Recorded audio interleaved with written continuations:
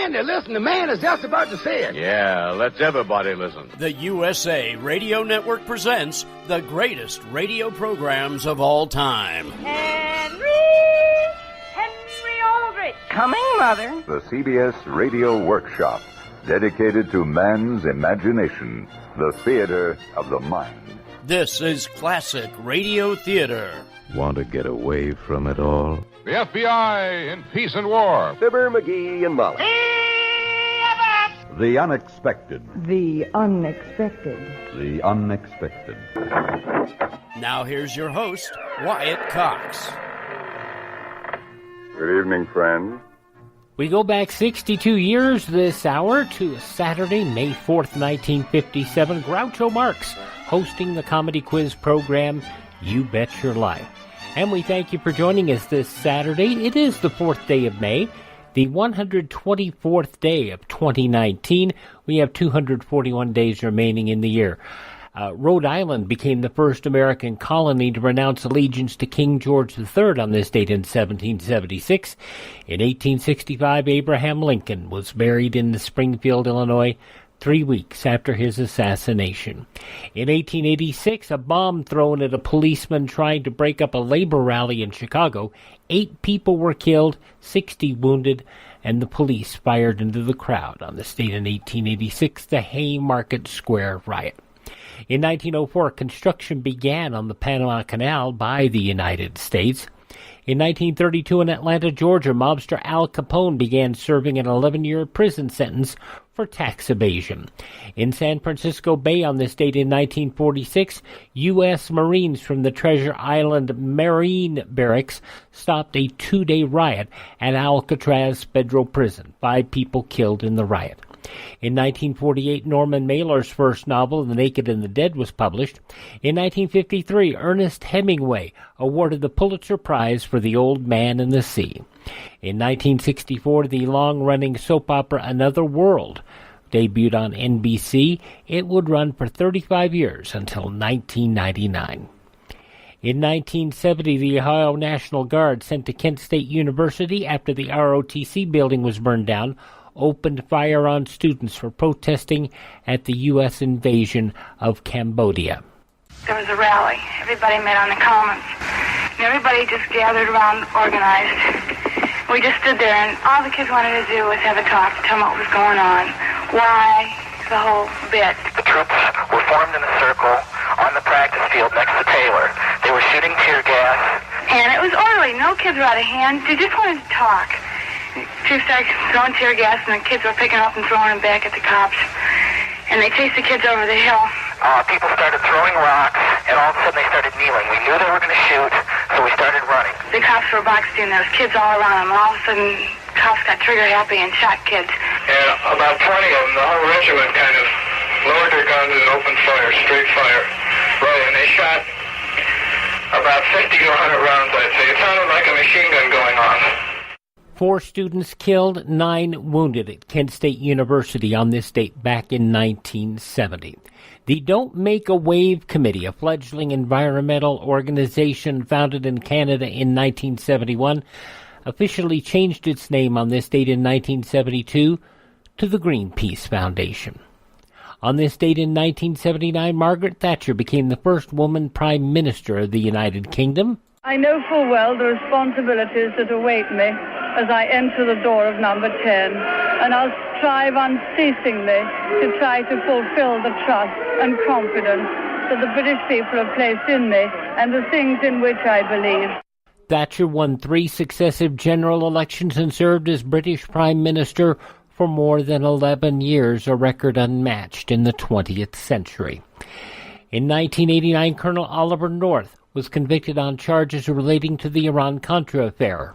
Colonel North has been convicted of 3 very serious felony charges: obstruction of Congress, altering and destroying official documents, and accepting an illegal gratuity. The jury has spoken after a long and difficult trial, and the principle that no man is above the law has been vindicated. North indicted on 16 counts, but having been found guilty on only 3, felt vindicated. Today's verdict by the jury here in Washington is a partial vindication for what has been for my family and me a very long and difficult process. North's conviction was later overturned on the grounds that immunized testimony had been used at his trial. In 1989, NASA launched Magellan, a robotic space probe from Space Shuttle Atlantis. Both of the solid rocket motor burns have successfully taken place. Magellan is on the proper path toward Venus, falling toward the sun. The probe was to map the surface of Venus. It would be 15 months before Magellan would reach the planet. In 1994, Israeli Prime Minister Yitzhak Rabin, PLO leader Yasser Arafat signed a peace accord regarding Palestinian autonomy, granting self-rule in the Gaza Strip and Jericho. In 1998, a federal judge in Sacramento gave Unabomber Theodore Kaczynski 4 life sentences plus 30 years after Kaczynski accepted a plea deal, sparing him from the death penalty. The Washington Post reported on this date in 2005 that Army investigators knew that former NFL player and Army Ranger Pat Tillman had been killed by friendly fire. Pat was doing his job, and I don't even know what the Ranger motto is, but I'll bet you $1 he upheld it. Tillman enlisted in the Army following the September 11 attacks in May of 2002. And it was on this date in 2007, Greensburg, Kansas, almost completely destroyed by a 1.7-mile-wide EF5 tornado, the first ever tornado to be rated such with the new enhanced Fujita scale. Whatever scale you consider, the spirit of the state of Kansas is amazing. It's destroyed constantly by tornadoes, and yet the people rebuild to feed America and the world. Passing away on this date in history, Mo Howard of the Three Stooges, cartoonist Bob Clampett, harmonica player Paul Butterfield, David Hackworth, the Army officer and military journalist, Dom DeLuise, Bob Stewart, who founded Stewart Tele-Enterprises. He created To Tell the Truth Password The Price is Right for Mark Goodson, Bill Todman Productions, and for his own company created the $10,000 Pyramid. This is the birth date of Dory Funk Sr., the professional wrestler, Maynard Ferguson, Audrey Hepburn, soprano Roberta Peters, soul singer Tyrone Davis, Mr. Fuji, and the king of surf guitar, Dick Dale, and Nicholas Ashford of Ashford and Simpson. George Will turned 78 today. Stella Parton, Dolly's younger sister, is 70. Jackie Jackson of the Jackson family, 68. Pia Zadora, who was a good enough singer but had very little soul to her voice. She is 66 today and pretty much retired. Oleta Adams, who has a lot of soul in her voice. I don't care how you get there. Get here if you can. 66 years old today. Country's Randy Travis is 60. From Arrested Development, Will Arnett is 49. Fox NFL sportscaster Aaron Andrews is 41. And NSYNC's Lance Bass is 40. Those just a few of the people who celebrate the 4th day of May as their birthday. If this happens to be your birthday. Hi, we're the 4 freshmen, and we just want to say happy birthday to you. Just so you know, the secret word is money. And we'll hear all about it when Groucho Marx returns in 3 minutes with the comedy quiz show You Bet Your Life. I'm Wyatt Cox. Thanks for tuning in to Classic Radio Theater here on your favorite station. This is a national health alert from the Healthcare Hotline. Are you on Medicare and or have private insurance and suffer from back pain? MD Topical has a solution for you. Today, you can qualify to receive a pain-relieving treatment, such as a comfortable back brace or a customized pain treatment at little or no cost. Call MD Topical toll-free now, 888-998-7225. It just takes a couple of minutes to qualify for these amazing treatments that have helped thousands of people with severe pain. Your personalized pain treatment will be delivered directly to your door. Call MD Topical toll-free, 888-998-7225, 888-998-7225, or go to mdtopical.com and get started on your road to a pain-free life. Call MD Topical toll-free, 888-998-7225, 888-998-7225. 888-998-7225. So the other evening I was working on my laptop on the edge of the bed, and I just fell over. I just fell asleep, and it's these Giza Dreams bed sheets. And I snuggle up with them, and I snuggle up with my pillow, and my gosh, I've slept in a lot of hotels in my time. Really nice hotels, top quality, and none of them have anything like these Giza Dreams bed sheets. But don't take my word for it. Go to mypillow.com, use my promo code USA, and you'll get 30% off and free shipping. Give them a try. What have you got to lose? Go to mypillow.com, click on the Giza Dreams bed sheets, and you can sleep just as well as I do. I have a wonderful night's sleep with my MyPillow and my Giza Dreams bed sheets. MyPillow.com, use promo code USA, and you'll see exactly what I'm talking about. It's amazing but true. When it comes to one of America's biggest household expenditures, healthcare, a lot of people think they've got no choice. People are used to thinking we have to do it this way, but they don't. Yes, you have the freedom to choose an alternative with your healthcare. It's MediShare, and it costs way less than the alternatives. The typical family saves $500 a month, not a year, a month. And if you're single, this can save you a lot too. And let's face it, a big reason MediShare is 400,000 people strong, it just works. They've shared over $3 billion in medical bills, so they can help share your needs too.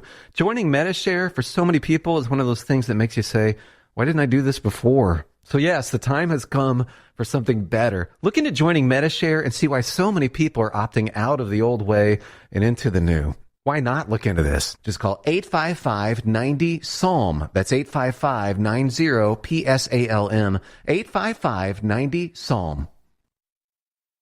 Thank you for tuning in to this Saturday edition of Classic Radio Theater. We go back to another Saturday afternoon, May 4th, 1957. Groucho Marx, the comedy quiz show, You Bet Your Life. George Fenneman, what is that secret word? Ladies and gentlemen, the secret word is money. M-O-N-E-Y. Really? You bet your life.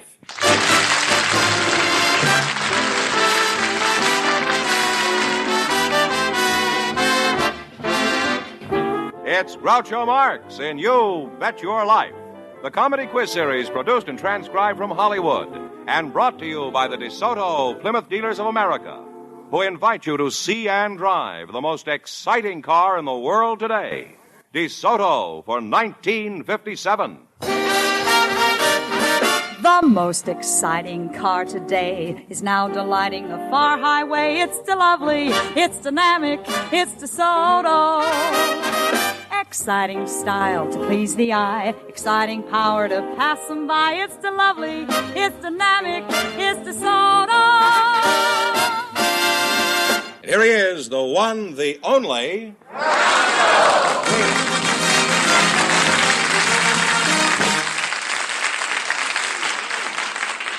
Well, here I am again with a chance for each of our couples to win up to $10,000.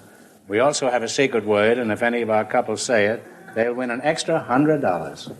Okay, George, who's first? Groucho, we have a married couple waiting to talk to you. They're Mr. and Mrs. Robert McLeod. So, folks, you come in, please, and meet Groucho Marx. Welcome to You Bet Your Life. Say the secret word and take home an extra $100. It's a common word, something you see every day. Mr. and Mrs. Robert McLeod, huh? You're a fine, happy-looking married couple. Mrs. McLeod, what is your first name? Uni. Uni? Uni, E-U-N-I.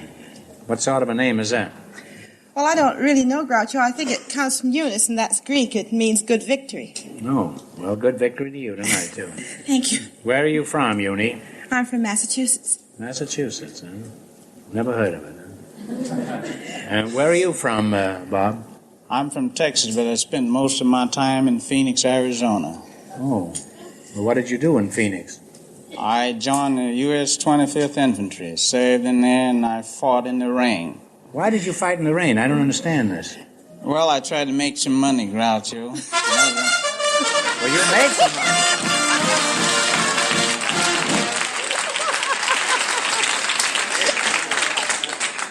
You made some money. You made yourself $100 for you and your wife, yeah? Thank you. Now, let me get this straight. You say you joined the infantry?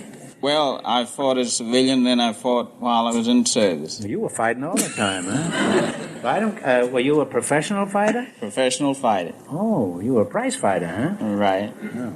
How many fights did you have? 25 more, Groucho. Be exact. You must have been pretty good. There's not a mark on you. How many fights did you win? 25. At that time, it wasn't too much money fighting, so I quit ahead. That's ridiculous.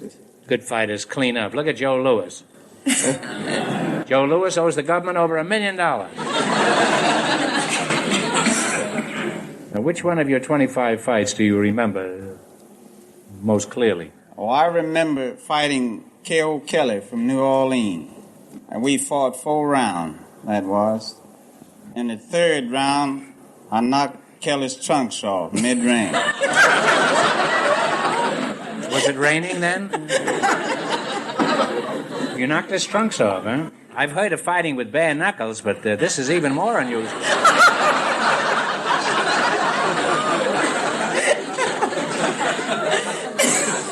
So what happened? Did you continue the fight? Well, it was stopped momentarily. The referee had to dress him over again. And did he do this in the ring? In mid-range. Eunice, are you interested in anything besides keeping house for Bob? Right now, I'm a attendance clerk at Fauché Junior High School here in Los Angeles. You're a tennis clerk? Mm-hmm. You play tennis? No, I'm an attendance clerk. Oh. How long you been married? Well, we've been married 2 years, last February 2nd. That's the first fight you ever lost, isn't it, Bob? How's it working out? Do you get along okay? Oh, yes. I think we do. For 18 months, we didn't even have an argument. You never quarreled? Why'd you get married? You must have some disagreements. Now tell me, who handles the money? Bob does. I bring my paycheck home and I give it to him. Is he home waiting for it? No, Groucho, I mean, it's just that... Well, he gets home ahead of you, though, huh? Well, I was sort of brought up old-fashionedly. I mean, I think men should, if they're able to, should handle the money. And, I mean, Bob looks after our finances, and he's able to do it. He went to USC for business administration. Not only that, he hits very hard, doesn't he? Well, I haven't experienced that yet. No, but a man that can knock another man's trunks off is no fool around with. What sort of work do you do, Bob? I work for the federal government, Groucho. How old are you, Bob? 49. Really? My gosh, I thought you were about 28. You certainly are a fine-looking man, but 49. What do you do that keeps you looking so young? Do you have some secret that you could tell us about? Well, my secret, Groucho, is that most people use hot water or warm luke water to wash their face in. I use cold water every morning, washing my face upward, massaging, make the blood run upward. You wash your face up instead of down? Up instead of down. Look at me. I look around 120, and I've been washed up for years.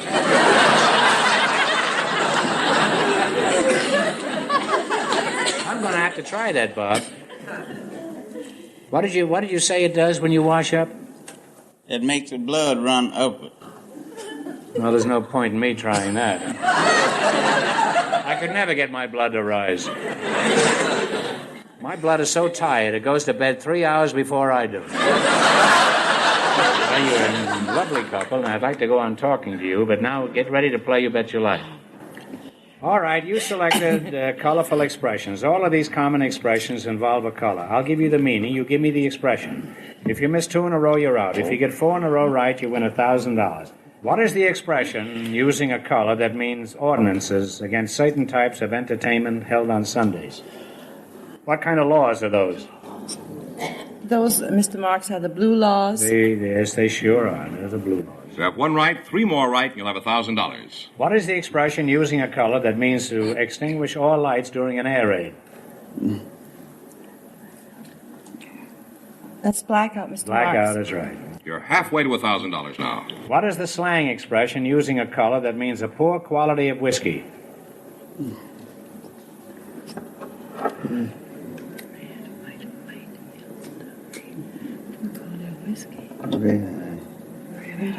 Is that red eye? Yes, it sure is. It's red eye. One more right, and you'll have your $1,000. What is the expression using a color that means a mood of serious or deep thought?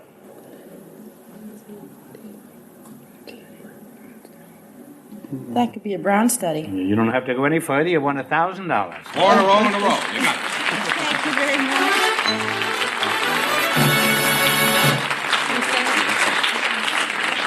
That shows you what the life of a pugilist will do for a man.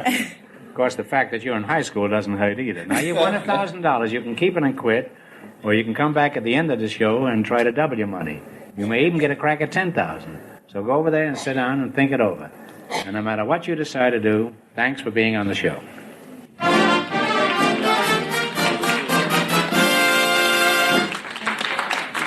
Now, before we go on, Groucho, I have something to give you. This is a big gold potato chip from the... Well, sorry, George. I just had dinner. Where did you get that? Well, you don't understand, I don't think. No, I certainly don't. I'm sure you don't. This is from the National Institute of... National Institute. That's where they want to send me for a long time. I've been fighting it tooth and nail. You're not listening to me, are you? No, I never have. I expect you to do the same, George. What? Don't listen to me either. Oh. I want to tell you that this is from the National Potato Chip Institute. Oh, how nice. And it's actually an award that they give every year to the child of some successful person, and this year the honor goes to your daughter, Melinda. It's a chip off the old block award, by the way. That's what they call it? Yeah, the chip off the old block. Pretty clever. You know, by an odd coincidence, my daughter, Melinda, is standing in the wings. Melinda, trot out here, will you? Turn around. Take it back.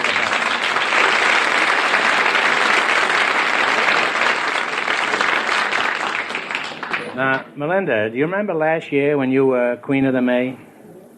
Well, this year you're a solid gold potato chip. You know, if you're going to be a chip off the old blockhead and emulate your father, you've got to work hard, Melinda. Show business isn't all beer and potato chips. You have to improve your singing and your dancing and even diction. I'll show you what I mean. Now say this after me. The rain in Spain stays mainly in the plains. The rain in Spain stays mainly in the plain. Again. The rain in Spain stays mainly in the plain. I think she's got it. Again. The rain in Spain stays mainly in the plain. By George, she's got it. Now, once again. Where does it rain? On the plain, on the plain. Melinda Marx with her father, Groucho Marx, You Bet Your Life. May 4th, 1957. Melinda, by the way, is happily enjoying her retirement at the age of 72. When Classic Radio Theater continues in just about 4 minutes, we'll have the news from this date in history. Do you wish you could get better sleep and maybe lose a few pounds? Maybe more than a few pounds? Well, there's this product called Callacles that helps with both sleep and weight loss. Just listen to what people are saying about it. I've been taking Callacles for right about 3 months, and I've lost 24 pounds and 19 overall inches. But my sleep has improved, I have so much more energy, and I have the desire to succeed more than ever. Anyone who needs weight loss, more energy, and better sleep, this product really does deliver. Hi, I'm Roger.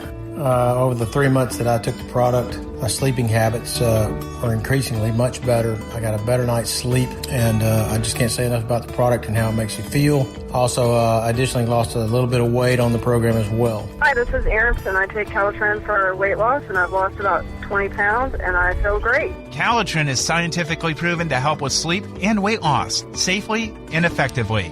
Check it out at toploss.com. That's toploss.com.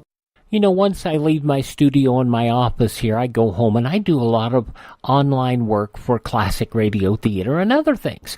And the other night I was sitting there just typing away on the computer, and the next thing I know, I'm out cold. I'm sitting there on the edge of the bed with my laptop, and I just fall out. And it's these new Giza Dream sheets. You know, I've always said I have the best sleep of my life with my MyPillow. and I didn't think it could get better. But these Giza Dreams bed sheets are amazing. I've stayed at my share of top-quality hotels over my time. But you know, these are some of the best sheets I've ever slept on. And you can sleep on them too. Brought over from this beautiful Giza region, from the Sahara, the Mediterranean, the Nile. And these sheets are so comfortable. No problem getting them on my little thicker than usual mattress because they've got these deep pockets in them. They fit remarkably well. And the pillowcases fit over my MyPillows without an issue. Folks, don't just trust me on this. You don't know me that well, but you've heard me talk about this, and I sleep so well. Thanks to these MyPillows, and thanks to the Giza Dream sheets, it's so comfortable at night. Just check it out for your own self. Go to MyPillow.com, click on the Giza Dream Sheets special. Use my promo code USA, and you'll get 30% off and free shipping. 30% off and free shipping. What have you got to lose? Go to MyPillow.com, enter promo code USA. And by the way, that promo code works on just about anything on the website. So do some nosing around. Do some shopping. After all, there's somebody on there. Something for everybody you'll find in your life, don't you know? Now you can fly anywhere in the world and pay discount prices on your airline tickets. Book a flight today to London, Paris, Madrid, or anywhere else you want to go. And pay a lot less guaranteed. Call the International Travel Department right now at Low Cost Airlines. 800-215-5141. 800-215-5141. That's 800-215-5141. If you enjoy our Classic Radio Theater broadcasts and want to start building a collection of your own, go to classicradio.stream. That's classicradio.stream. There you'll find links to great classic radio collections on CD, along with links to great reading on classic radio, plus Classic Radio Theater on demand. Check out our webpage, available now at classicradio.stream. That's classicradio.stream. And enjoy.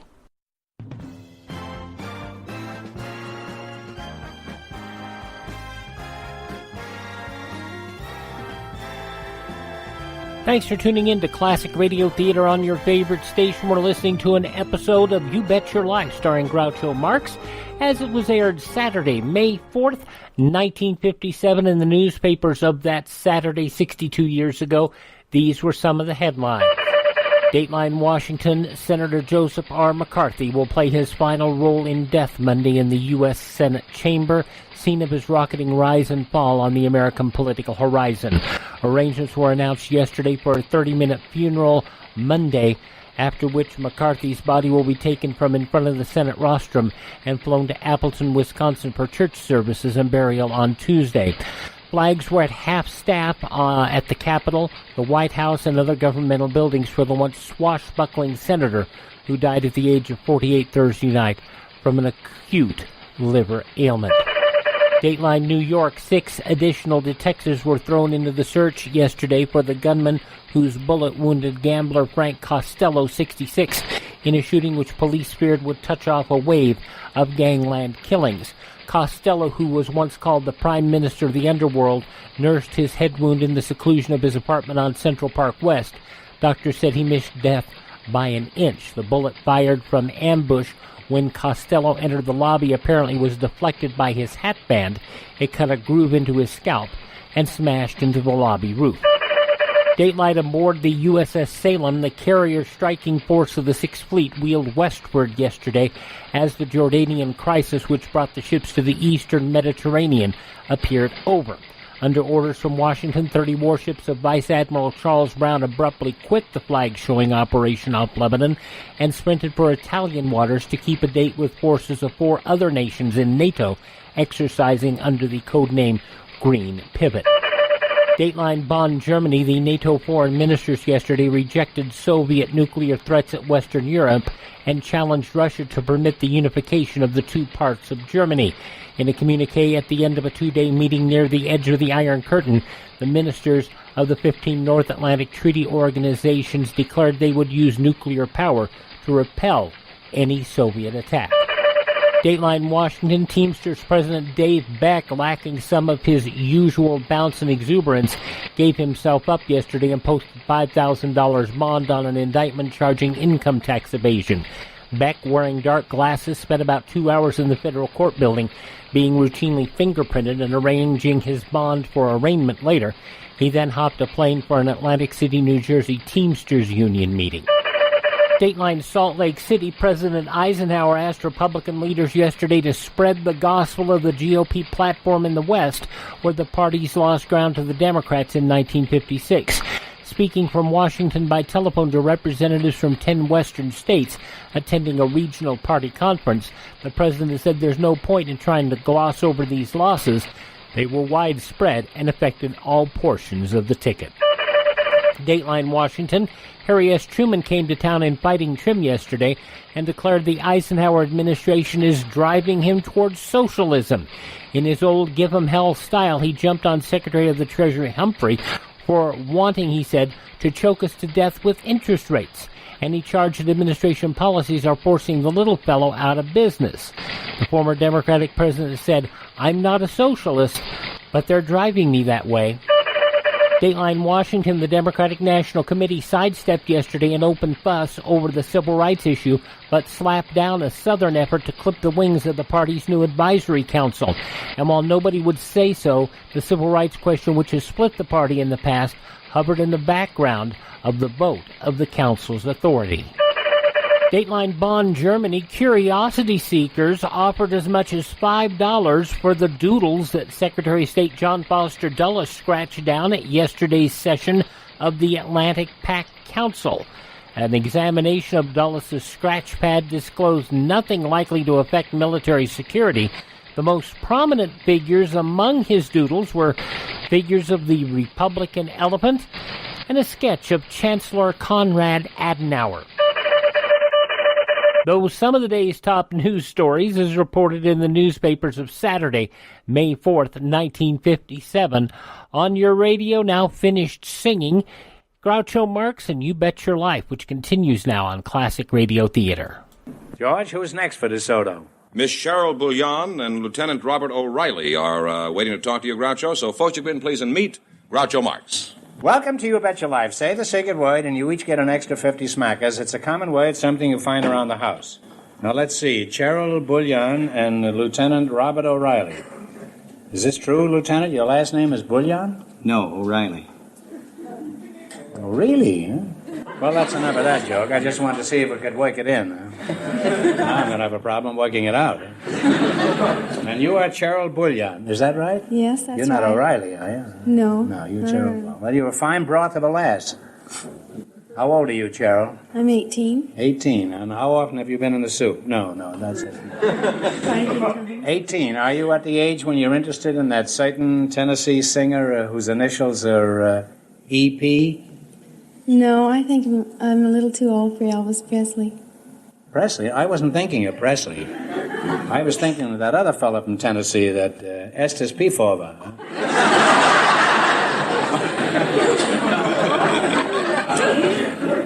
Where are you from, Cherry? I live in Pomona. Pomona? I go to Pomona every year for the county fair. Last year I won third prize for my upside-down cake. Well, Cheryl, don't go away. I'll get back to you sooner than you think. Now, how long have you been in the Army, Bob? No, I've been in the Navy, Groucho, and it's about 5 months. No. Well, what ship are you stationed on? Well, I'm not actually on a ship, Groucho. I'm stationed at the San Diego Naval Training Center. Well, if you're not on a ship, how do you know you're not in the Army? I look at my uniform every day when I get up. Well, if you want to go to sea, the thing for you to do is to go to an optometrist. Now, you figure that out tomorrow morning when you're looking at your uniform. Well, what do you do down there at the naval base? Well, I'm a doctor, Groucho. A doc in the Navy, that's a very important job, isn't it? If it weren't for those Navy docs, they wouldn't have any place to tie up their battleships.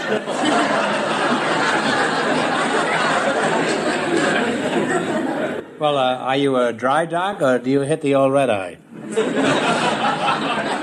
No, I'm a doctor, Groucho. Just a plain doctor, huh? I'm actually the bone and joint specialist down there at our base. Well, there's a lot of joints around that Navy yard. Well, are you planning to make a career of the Navy? No, I'm not, Groucho. You're just practicing on these crap shooters down there, is that? When I finish my service in the Navy, I plan to take more hospital training back in the Bay Area. In the Bay Area? You mean you're going to do stomach work? Oh, come on, Groucho. Well, has this always been your ambition to be a doctor? Was that your ambition as a child? Yes, it was my ambition. It was mine, too, you know. I wanted to be a doctor. Is that right? Yeah. The only closest I got to it was in a picture called The Day at the Races. I played Dr. Hackenbush. That's true. I believe it. Close I ever got to it. Well, it's about the only truthful thing I've said tonight. Now, Cheryl, you say you're from Pomona? Yes. What is it like down there?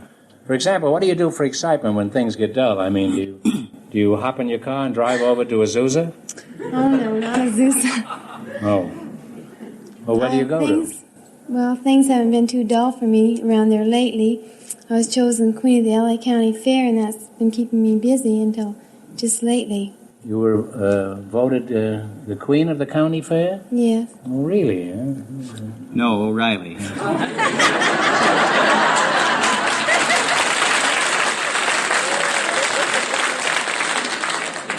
One more crack like that, and I may have to pipe you overboard. You just stick to your pills and leave the old jokes to me. Now, Cheryl, do you go to school or do you have a job? Well, I'm working now at Hi-Con in Pasadena. Hi-Con? Who's Hi-Con? Is that a used car dealer? No. It's an electronics Is company. Hi-Con any relation to Hi-Fi? No, it's an electronics company that does work for the government. Oh. Well, you work for the government, huh? You both work for the government, huh? You have a lot in common. What do you make for the government? Red tape? No, they do secret work. I can't tell you what they make. Oh. You can tell me I'm a taxpayer. Well, why can't you tell me what you make at this outfit? Well, I really don't know. How long have you been working there?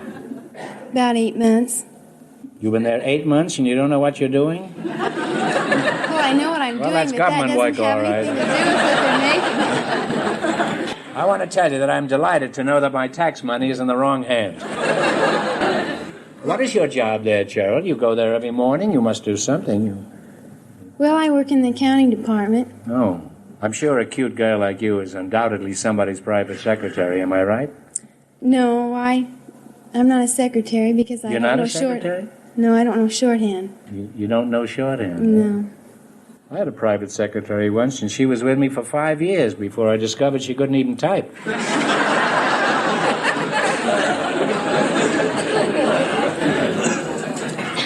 Have you got a boyfriend, Cheryl? Oh, yes. I've been going with the same one for over a year now. For a year? Mm-hmm. You must be pretty sick of him by now. Well, he's saying you picked a pretty girl. Well, you're both young and starry-eyed. Have you got romantic, glorious plans for the future? Oh, yes. We plan to get married. You want to ruin everything, huh? What did your boyfriend say when he proposed? Was he romantic? Oh, I really don't know. I know what he said, but I don't remember exactly. I know I said yes. Do you plan to continue working after you're married? Well, I haven't given that too much thought. You don't seem very definite about the future either, do you? Have you thought about what size family you would like after you're married? Oh, I want a few children, but I haven't really thought too much about it. Well, you ought to give some thought to that. Otherwise, Pomona may wind up as the second largest city in California. And then you'll never get to Azusa again. Well, you're nice youngsters, very attractive, and I hope you get married real soon. And I wish you lots of luck in the future. Now, let's see how well you can play You Bet Your Life. Now, we have a list of 21 categories. And by the way, she was chosen queen the year at the Pomona Fair. I just heard you, yes. Yes. And George, by the way, this year, by 500 television and radio writers throughout the country, critics, voted George for the 5th year out of 6 years. For the 5th year, he was voted the best announcer in the United States.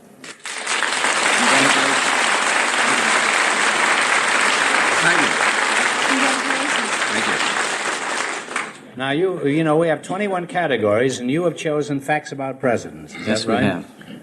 I'll ask you some questions. If you miss 2 in a row, you're out. If you get 4 in a row right, you win $1,000. One answer between you. What president is famous for saying, "I do not choose to run"?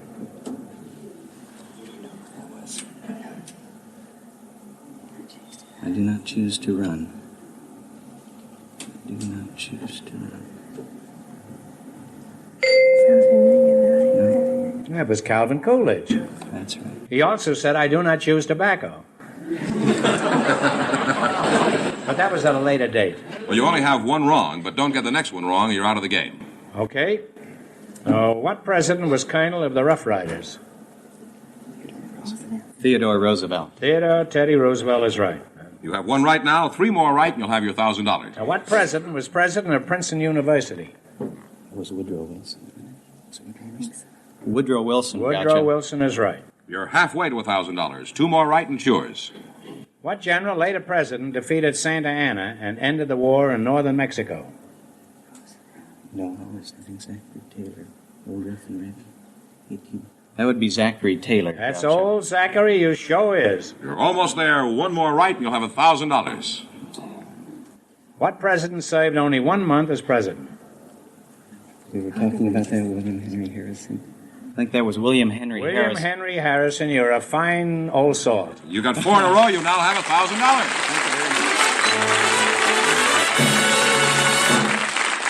Now you won $1,000. You can keep it and quit, or else you can come back later and try to double your money. You may even get a crack at $10,000. So go over there and sit down and think it over, and remember you're a married man, and thanks for being on the show. Thanks for the advice, Groucho.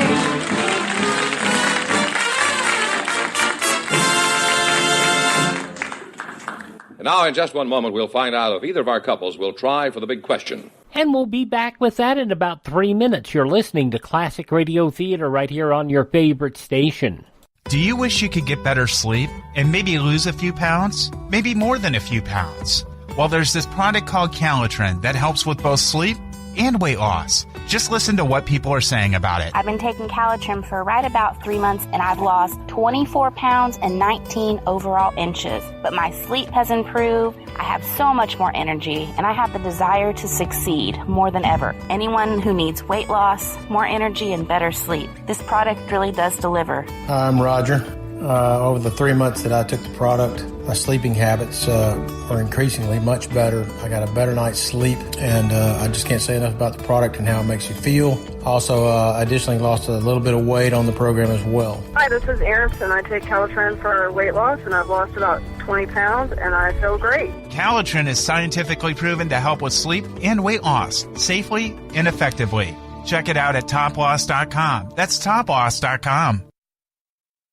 Were you scammed into signing a timeshare contract? And did you miss the part that said you have to pay for your great idea? Not only for the rest of your life, but when you're not here anymore, you get to pass this turkey onto your family for them to pay for the rest of their lives. Thanks, Dad. Don't burden your family down the road, and don't be stuck with expensive timeshare payments forever. Get out of your bad idea timeshare contract guaranteed, or pay nothing. Call Resort Release today and learn for free how their timeshare exit team can help you legally exit your timeshare contract. They've helped thousands of people, and they're A+ rated with a BBB. So if you feel scammed, get mad and get out of your expensive timeshare contract right now, guaranteed. Call NOW. 800-586-7112. 800-586-7112. 800-586-7112. That's 800-586-7112. Tired of overpaying for the little blue pill? What if you could get the exact same results for just a fraction of the price,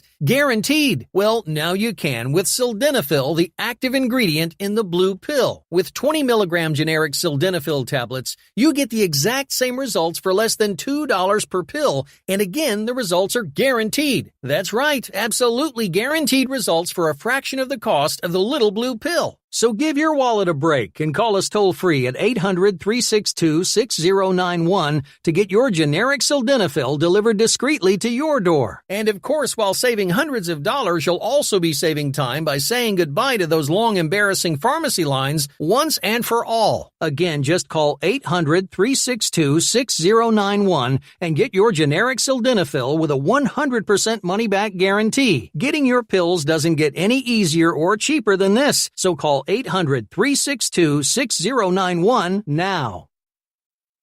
Thanks for tuning in to Classic Radio Theater on your favorite station. Our Sunday edition will be headlined by an episode of the Mutual program The Big Story from May 5th, 1948, entitled Pillars of Society. And on Monday, Harold Perry as the Great Gildersleeve from 1945. Tuesday, from 1946, Fibber McGee and Molly. That's all coming up straight ahead on Classic Radio Theater. A reminder, you can find our podcasts at our webpage, classicradio.stream, or anywhere fine podcasts are served. Just search for USA Classic Radio Theater.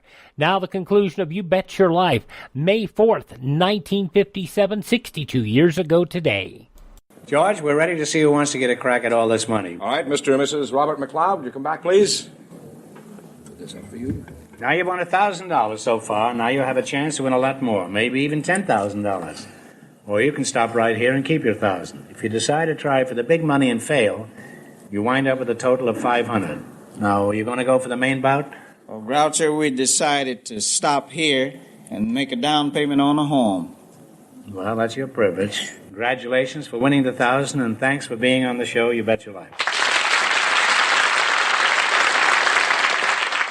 All right, George, what's the story on the next couple? Cheryl Bouillon and Lieutenant Robert O'Reilly won and will try for the big money. Good.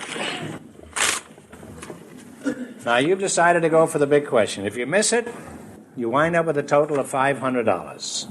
All right. One of you pick a number from 1 to 10, and the other one spin the wheel. If any number besides the one you pick comes up, this question is worth $2,000. If your number comes up, this question is worth $10,000. All right? Now, what number do you want? 7. We both like 7. All right, then one of you spin the wheel. Let the girl spin the wheel. She's the prettiest.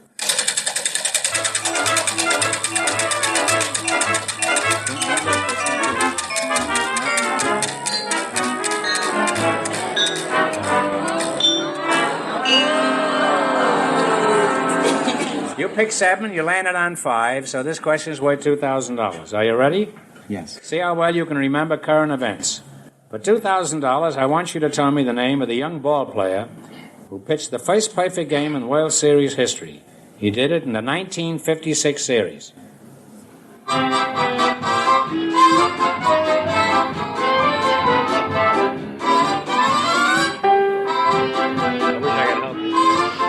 wish I could help myself.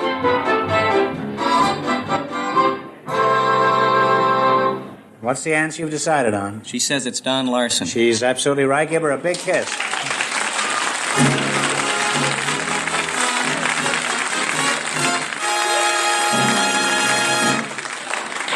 Well, you win $2,000. Now, what are you going to do with all that money? I'm going to put it in the bank, and maybe we can get married sooner now. And you, Doc? Well, Groucho, there are only 2 things that prevent one from taking a trip to Europe. That's time and money. Yeah. I think now that we've found the money that we'll find the time. Oh, well, good. Well, congratulations, and thanks for being on the show You Bet Your Life.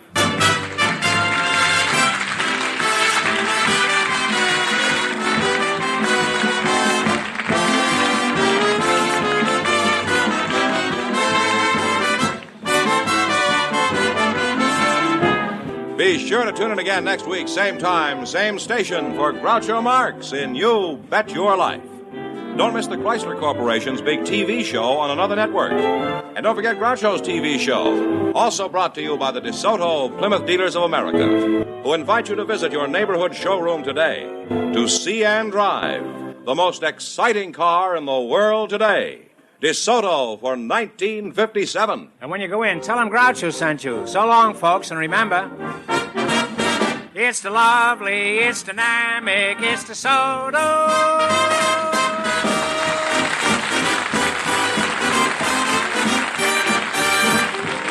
Friends, May is the National Safety Council's Safety Check Month.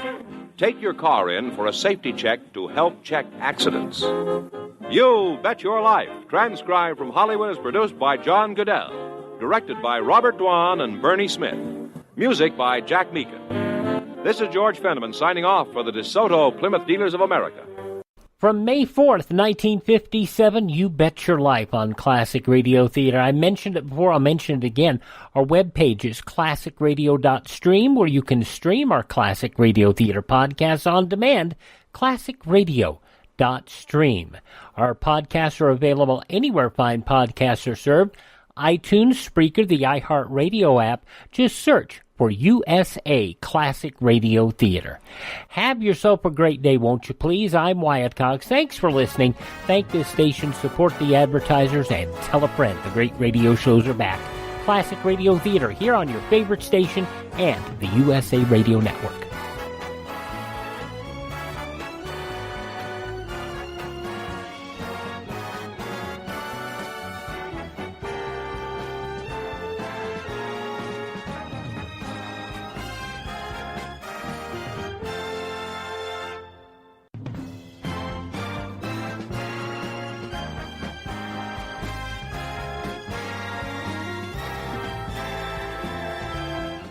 The USA Radio Network presents the greatest radio programs of all time. Suspense.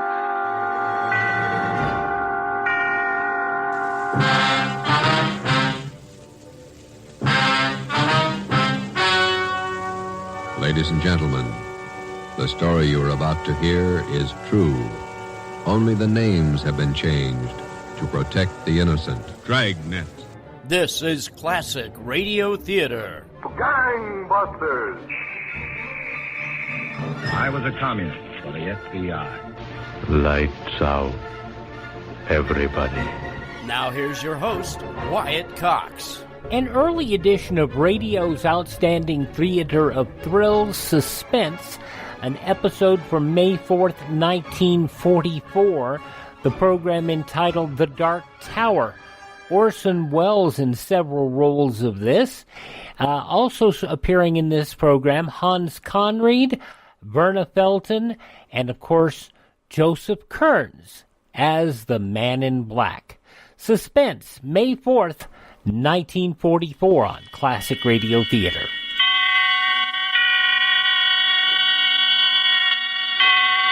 Roma Wines present Suspense.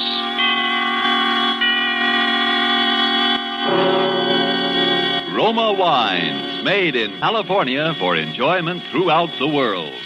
Salud. Your health, senor. Roma Wines toast the world. The wine for your table is Roma Wine, made in California for enjoyment throughout the world. This is the Man in Black, here to introduce this weekly half hour of Suspense. Tonight from Hollywood, we bring you Mr. Orson Welles. Mr. Welles will appear as star of the suspense drama called The Dark Tower, from the play by George S. Kaufman and the late Alexander Woolcott. But before we raise the curtain on this evening's tale of suspense, here is a message from your host, the Roma Wine Company of Fresno, California. And now with The Dark Tower, and with the performance of our star, Orson Welles, as that noted actor, Damon Wellington, scion of the celebrated royal family of stage and screen, we again hope to keep you in suspense.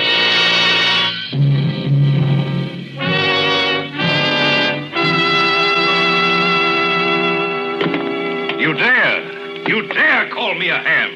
Varlet, I will prove to the world there are no brains within that thick Teutonic skull. I'll cleave it open like an overripe melon. Who thus profanes the rehearsal of my lines? Enter, if thou art man of woman born. I fear thee not. Hello, Damon. Ben Weston, you old son of a gun. I heard you were back from the coast. What news on the Rialto from that cesspool of the arts known as Hollywood? Have they turned my picture to the wall at the Brown Derby yet? No, it's still there. I despise myself for wanting to know, of course. It's marvelous to have you back, Ben, old boy. Seen Jessica yet? Yes, I've seen her. Isn't she looking fine? Feeling better than she has for years, I think. You got a great thing in this play, Ben. Changed quite a bit from the original, of course. Sort of a satire on the family. Perhaps it might be more dignified to say that the family is a satire on the play. Yes, I heard about it. For instance, those lines you heard me declaiming at the end, it actually happened to me once, you know. That German, what's-his-name, who directed Macbeth, he called me a ham. And I chased him out of the theater, and for 4 city blocks, in full costume, with a 2-edged sword. Damon. There's a little thing I like in the second act, too. Jessica asked me why I don't stop drinking, and I say, what? Would you have me subsist entirely on food and reach the gargantuan proportions of an Orson Welles? That ought to needle a boy wonder. Hey, Ben? Damon, can't you stop clowning for a minute? Of course I can. Oh, what a rogue and peasant slave. Damon, please. Please be serious. What's the matter, old man? You know as well as I do what's the matter. No, frankly, I can't say that I do. To me, the world looks rather well. Does it? And Jessica feeling better than she has for years. Is she? Well, isn't she? Of course not. How could she be? And why shouldn't she be? Damon, don't you realize there's been a murder? Well, to be sure, so there has, and a good thing, too, if you ask me. What of it? What of it? Can't you see the thing is hanging over this house like a curse? I hadn't noticed anything hanging over this house, profane or otherwise. And what about Jessica? Oh, I suppose it's bound to upset her a little, but she's really in fine shape, Ben. It's going to be marvelous in this play. There's more at stake in this than a play, Damon. The thing has never been solved. Perhaps it never will be. Perhaps that's just as well. But Jessica can't remember, don't you understand, Damon? She can't remember. Well, then, Jessica can't remember. Listen to me, Damon. I wouldn't mind it if it was just that other people thought she might have done it, but they would do that anyway. But she does. Oh, come on, Ben. I don't believe it. I've talked to her, Damon. I know. Oh, I Damon, see. I love Jessica more than anything else in the world. You know that. Yes, Ben, I do. But this way, I couldn't... You couldn't marry a murderess, huh? I just think it'd be rather exciting. Now that you mention it, I rather wish I had. Instead of some of those I did marry. Damon. I'm sorry. Pretty serious to you, isn't it, old man? Did you think it wouldn't be? Well, to tell you the truth, Ben, I hadn't thought about it at all. That's the trouble with being an actor. As long as your part's good, you don't give a hang about the rest of the play. Have you told Jessica? Yes, we had a long talk. How did she take it?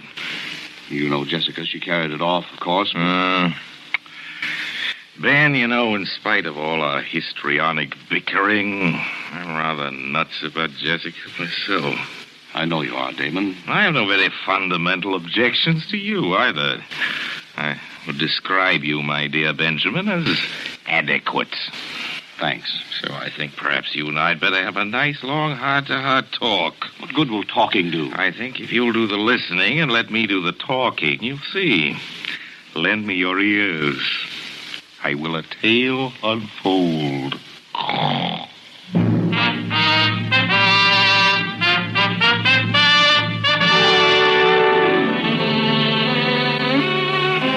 Well, Jessica, as you know, had been in a sanitarium for nearly a year. She hadn't been on the stage in more than 2 years. The Dark Tower was to be her first attempt to work again. All that time. I know it isn't the greatest play in the world, but it has a surefire box office appeal. Jessica needed that to get her confidence back. Well, we were just polishing up a few last-minute changes here at the house. David Torrance, the producer, you know, he was there with us. And, of course, there are the usual little differences. The Dark Tower, starring Orson Welles, May 4th, 1944, Suspense on Classic Radio Theater. Do you wish you could get better sleep and maybe lose a few pounds? Maybe more than a few pounds?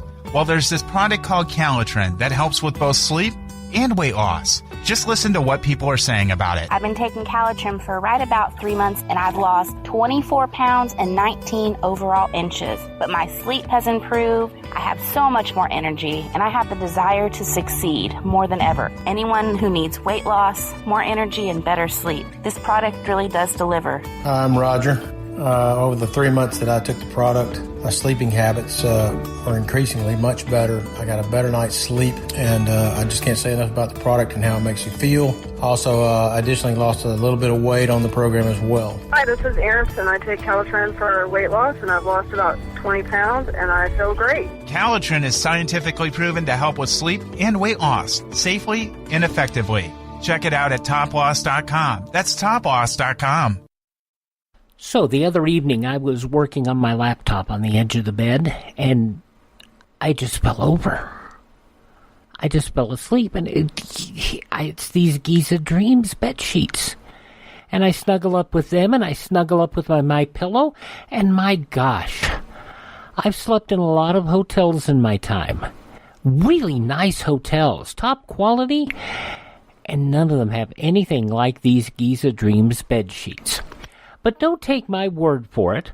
Go to mypillow.com, use my promo code USA, and you'll get 30% off and free shipping. Give them a try. What have you got to lose? Go to mypillow.com, click on the Giza Dreams bed sheets, and you can sleep just as well as I do. I have a wonderful night's sleep with my MyPillow and my Giza Dreams bed sheets. mypillow.com, use promo code USA, and you'll see exactly what I'm talking about. This is a national health alert from the Healthcare Hotline. Are you on Medicare and or have private insurance and suffer from back pain? MD Topical has a solution for you.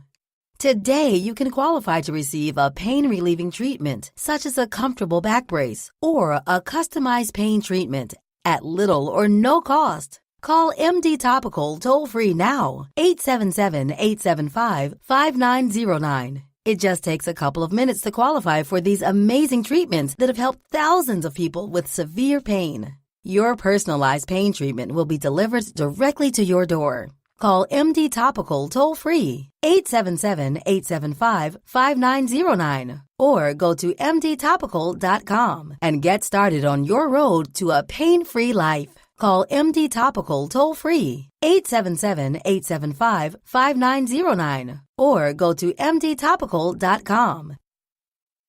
Thank you for tuning in to Classic Radio Theater on your favorite station. Suspense, May 4th, 1944, Orson Welles, The Dark Tower.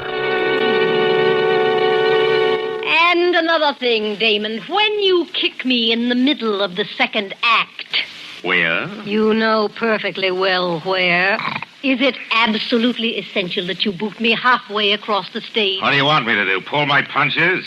That's one of the high spots in the show. It may be a high spot to you, darling, but it's just a black and blue spot to me. Very well. Henceforth, I shall appear for the second act on crutches. You know, Uncle David, that's not a bad idea. Oh, now, Damon, let's be serious. There's a lot of work to do. I'm quite serious. I could throw him at her. You might try throwing me a cue once in a while. It's the use of having a play if you just make up the lines as you go along. The critics thought my ad-libbing very witty, remember, dear? Oh, Damon, you're such an insufferable ham. A ham? A ham? Me? A ham? Now, children, please. I fail to see why I should permit that little minx to insult me with impunity, David. How dare you speak to me that way? You started it. I did not. You started. You called me a ham. You are ham, ham, ham. Minx, minx, minx. Stop that brawling. But soft. What light through yonder window breaks? It is the east, and Martha is the sun. I quite agree. What? That you're a ham. Gad, I am beset by harpies. David, haven't you any control over these hirelings of yours? Oh, I'm only the producer, my dear Martha. You at least are a member of the family. And you at least can quit? We're terribly sorry, Aunt Martha. We've been a nuisance, I know, and I apologize. Damon, I even apologize to you. Don't be silly, Jim. I've been much the worst, I know, but I've really been terribly keyed up working again, and... You know, Ben is coming east for the opening. Love rears its ugly head. Don't be horrid, Damon. It's all right. I couldn't even be angry if he was. Anyway, I'll have a husband to protect me by this time next week. I can lick him with one hand tied behind me. Damon, seriously. I know I owe you an awful lot. Me? I hadn't actually realized how far I'd gone. These last 6 months have been like coming alive again. The play and Ben. Thanks, Damon. Good Lord. Now I think I'll dress for dinner. Let's all go out to I'll get it. Aunt Martha, where would you like to go? To a rest home. Hello? Who? No. No, he's not here. He's not here, I tell you. He's dead. Oh, darling, what is it? It was for Stanley. For Stanley? Yes. Never mind, darling, it's all right. Just some fool who didn't know. Of course. Damon, you take David and Martha out to dinner, will you? I think I'll lie down for a little while. Oh, come on, Jess. You mustn't let a little thing like that upset you. I know, but I'm awfully tired. Please. Jessica! You'd better leave her alone for a while, Martha. Oh, I suppose so. It was for Stanley Vance, the husband, huh? Yes. He's dead, you say? You might as well tell him about it, Martha. I was always for telling about it. Well, you don't have to. I'd rather. He was the cause of her breakdown, of course. Should have been an actor. That's why Jessica married him. She married him because he forced her to marry him. Ah. He controlled that girl's mind like some sort of fiendish hypnotist. My dear Martha, I've always said that if Jessica was fool enough to marry a psychoanalyst... Damon, stop playing the heartless brother. You saw what Stanley did to her. I was in Hollywood. Perhaps that's why Damon went to Hollywood, huh? Well, what could one do? She was legally married to the man. She'd listen to no one but him. Here's what happened, David. She went to this fellow to be psychoanalyzed, and in the process, something happened.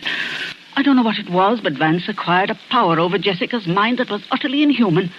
He married her quite frankly to have her support him. Then he found he'd overplayed his hand and sent her into a complete mental collapse. When he found he couldn't snap her out of it, and she was no longer a source of revenue to him, he simply decamped. You say Vance is now dead? We heard the happy news about 6 months ago. Some public benefactor had shot him. I've always meant to look that fella up. From that very day, she began to get better. From the moment she heard the news, it was as though a spell had been lifted. Now she's practically all well. You know, it's odd at that, someone phoning for him after all these months. Probably the sheriff just catching up. Oh, I wonder who that could be. Damon, you don't suppose... I'll go. It may be a peasant with a petition. Good evening. My dear Martha, you are positively psychic. The Honorable Stanley Vance. Thank you. I trust the shock will not be too great. One knoweth not the place, nor the hour when the bridegroom cometh, does one? My luggage will be here shortly. Listen to me, Stanley Vance. Good evening, Martha. I regret to arrive so unceremoniously. I have been ill. So we have been told. We have been assured, however, that your illness was fatal. Damon, I thought Stanley. Jessica. My poor, poor darling. Stanley. Oh, but you're ill, my dear, aren't you? You're ill. You should be resting. You're tired and exhausted, aren't you? Terribly, terribly tired. Yes, I am tired. Oh, great. Terribly tired. I'll take you up to your room, darling. I take it we still have the same room, Martha. Listen to me, Stanley Vance. The poor girl, you can see how weak she is. If you think you're going to stay under this roof for a single minute, get out! Very well. Get out! Very well, if you insist on being inhospitable, Martha. You'll pack your things, Jessica. We'll go to an hotel. Yes. Yes, Stanley. Jessica.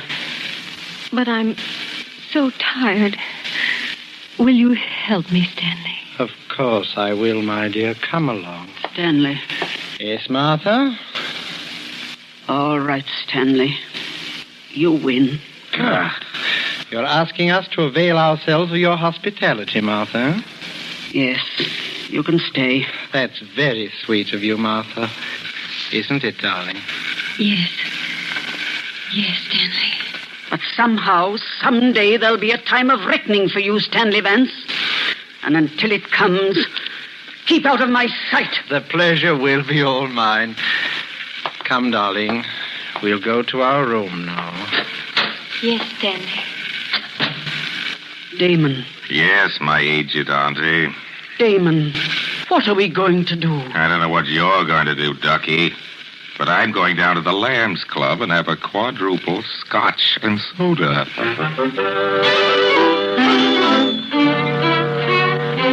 You may think it heartless of me, but during the next few days I simply stayed away.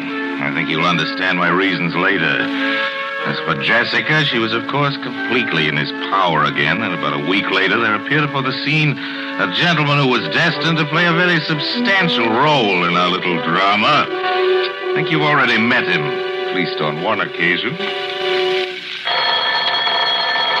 I'll get it, Jessica, darling. Hello? No, Mr. Damon Wellington isn't here. Can I take a message, please? Mr. Max Hartsfeld. Hartsfeld. I'll tell him you called, Mr. Hartsfeld. I really couldn't say. Well, you can come up and wait if you like, of course, but I can't promise he'll see you. Very well, goodbye. Jessica? Yes, Stanley. Do you know any friend of Damon's named Max Hartsfeld? No, Stanley.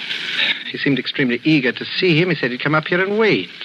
Oh, I see. It's no matter. Tell me, darling, have you been feeling a little stronger these last few days? Yes. I think perhaps I am, Stanley.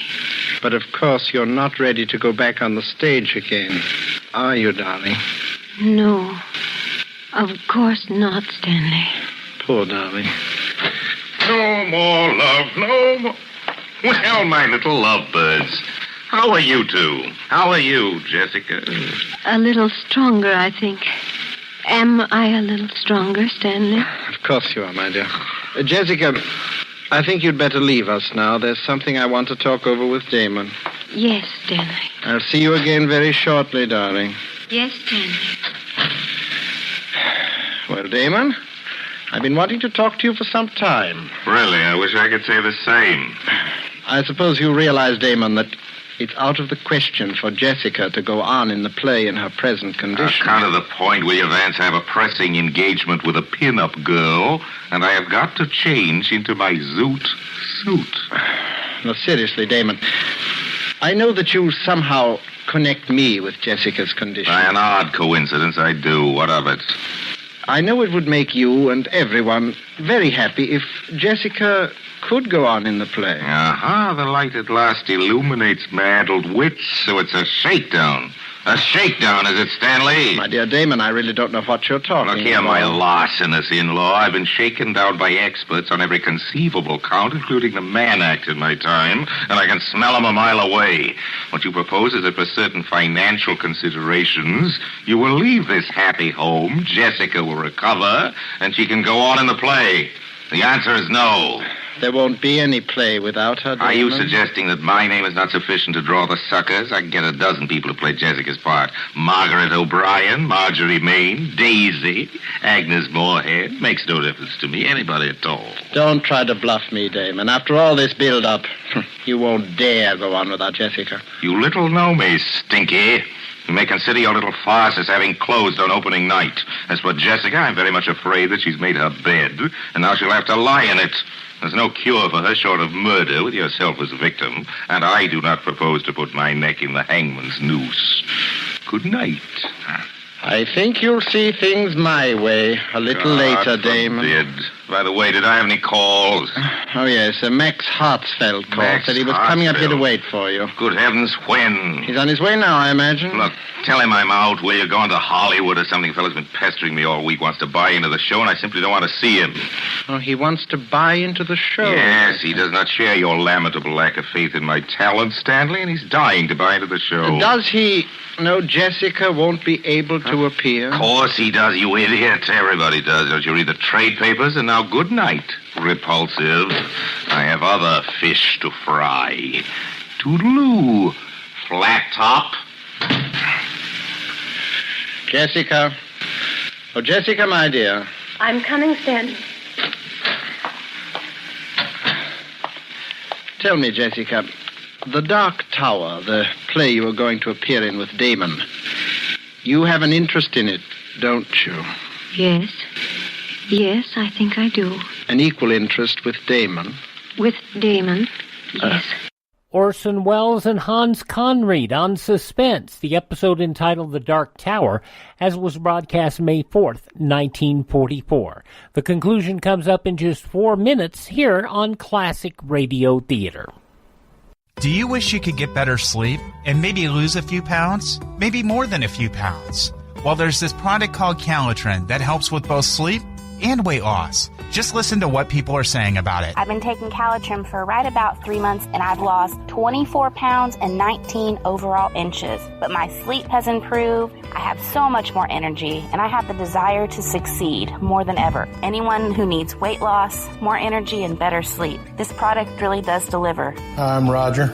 Over the 3 months that I took the product, my sleeping habits are increasingly much better. I got a better night's sleep, and I just can't say enough about the product and how it makes you feel. Also, additionally lost a little bit of weight on the program as well. Hi, this is Erin, and I take Callacles for weight loss, and I've lost about 20 pounds, and I feel great. Callacles is scientifically proven to help with sleep and weight loss safely and effectively. Check it out at toploss.com. That's toploss.com. You know, once I leave my studio and my office here, I go home and I do a lot of online work for Classic Radio Theater and other things. And the other night I was sitting there just typing away on the computer, and the next thing I know, I'm out cold. I'm sitting there on the edge of the bed with my laptop, and I just fall out.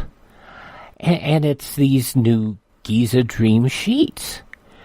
You know, I've always said I have the best sleep of my life with my MyPillow, and I didn't think it could get better. But these Giza Dreams bed sheets are amazing. I've stayed at my share of top-quality hotels over my time.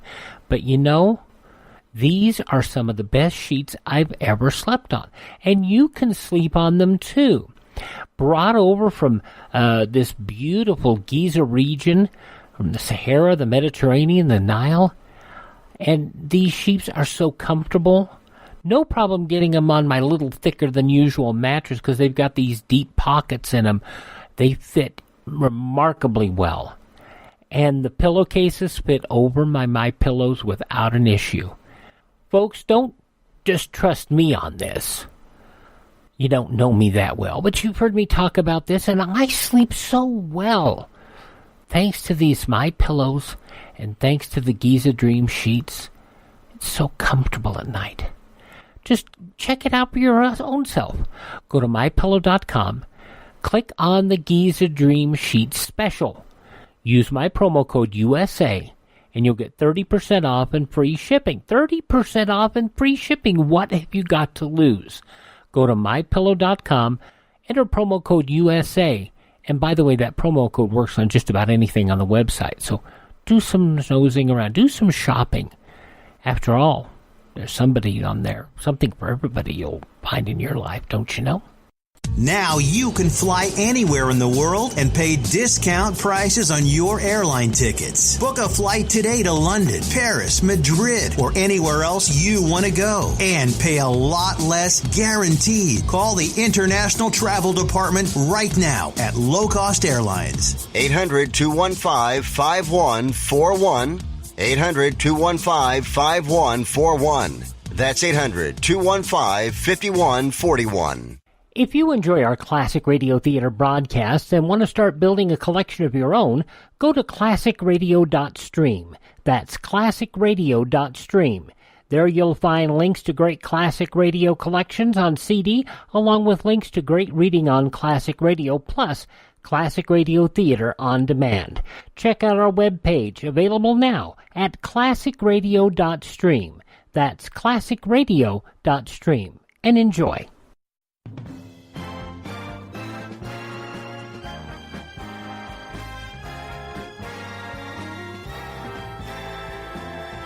Thanks for tuning in to Classic Radio Theater on your favorite station. Now the conclusion of The Dark Tower, an episode of Suspense, starring Orson Welles and Hans Conried, May 4th, 1944.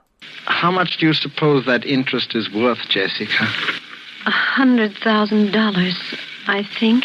$100,000, huh? Yes, that was it. Have you thought about what you're going to do with it now that you can't appear in the play yourself? No, Stanley, I haven't. You see, I'm not at all sure the play will be a success without you, Jessica. I don't know, Stanley. And so it might be wise to sell your share of it before it opens. Don't you agree, Jessica? Yes. Yes, I do agree. And Jessica, if I could find a buyer, and I think perhaps I can, it might be best if I were to handle the details for you. Don't you think? Yes, Stanley. You handle it. The fact of the matter is, there's a man coming up here this evening, a friend of Damon's, Max Hartsfeld. Do you remember I asked you about him? Yes. It won't be any trouble to you, darling. All you'll have to do is sign the necessary papers. Excuse me. Is this the residence of Mr. Damon Wellington? Mr. Hartsfeld? Yes. Oh, come in, please. Thank you. Mr. Wellington is at home? No, and we don't expect him, but he's discussed with me the reason for your visit, and I think perhaps you and I can reach a satisfactory agreement. And you are? Stanley Vance. I'm Miss Wellington's husband. This is my wife. How do you do? How do you do? I'm very glad. Sit down, please, Mr. Hartsfeld. May I have your hat and coat? Thank you. And your gloves, please. I'm sorry. They're eccentricity. Perhaps I always keep them on. Oh. Now, Mr. Hartsfeld, Damon tells me that you wish to buy an interest in the new Wellington play, The Dark Tower. Yes, I've been seeking an interview with Mr. Wellington. Yes, so he's told me. However, Damon has very definitely made up his mind not to sell any part of his interest in the play. You are sure of this, Mr. Vance? Oh, yes, quite sure. I had a long talk with him about it only this evening. See, I will not conceal from you that this is a source of great disappointment to me, Mr. Vance. I have such a deep admiration for the talents of Mr. Wellington. I'd ventured in a few previous theatrical enterprises. Now, at last, I hope... I quite understand your feelings, Mr. Hartsfeld, and I think that I may be able to help you. Yes? Yes. You see, Damon owns only half of the Wellington interest in the play. My wife, Miss Jessica Wellington, owns the other half. And we, if the offer were sufficiently attractive... Indeed. You are willing to sell then, Miss Wellington? Yes, whatever Stanley says. Good. Then perhaps we should get down to details, huh? Yes, Mr. Vance. And Miss Wellington, I'm afraid you will think me very rude. Not at all. What is it? Since the talents of Miss Wellington's brother must be considered the very essence of our bargaining, and since you are acting as her agent in any event, I wonder if she would forgive me if I ask that you and I conclude this part of our business alone, Mr. Vance. Oh, of course. Jessica will understand perfectly. Won't you, my dear? Yes, Stanley. Run along then, darling. I'll call you when we need you. Yes, Stanley. Now, Mr. Vance, I imagine you will wish to know a little more about the man with whom you're dealing. Here's my card. I'm staying at the Waldorf. I've written the room number on the card for you. Oh, there's no need, really. Yes. But before we discuss terms, there is one other thing. Yeah? I wonder... You do not know me, do you, Mr. Vance? Know you? You do not know why I've been looking forward with such pleasure to an interview with you? Alone. I know, It's very simple. It's very simple, really, Mr. Vance. It's just that I'm going to kill you. To kill me? Really, Mr. Hartsfeld? With these two hands. And before you die, I want you to know the reason. Jessica. No.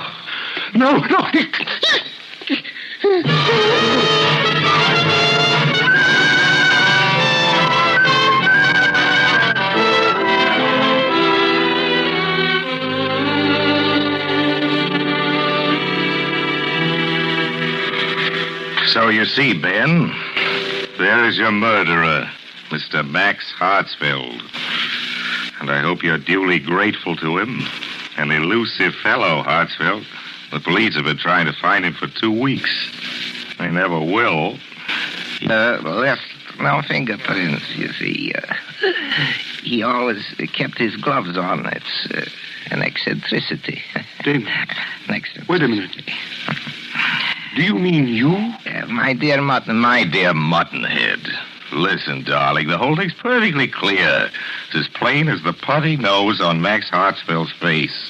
I still can't get it into my head. Benjamin, if you don't know who Max Hartsfield is by now, you are the only person within the sound of my voice who does not. You mean you impersonated...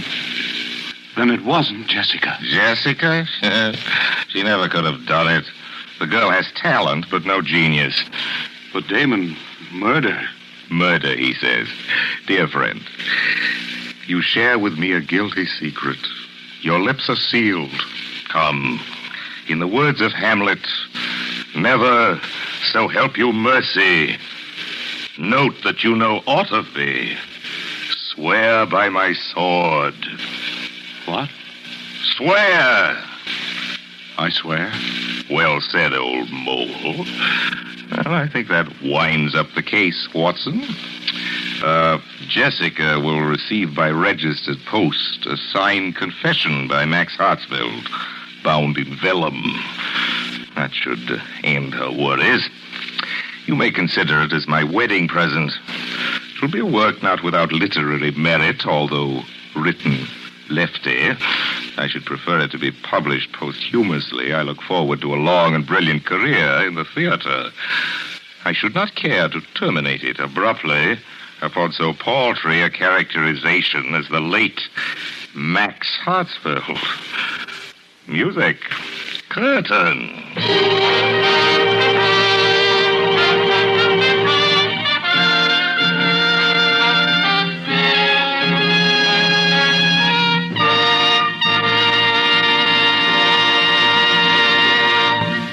And so closes The Dark Tower by Alexander Woolcott and George S. Kaufman, and starring Orson Welles, tonight's tale of Suspense.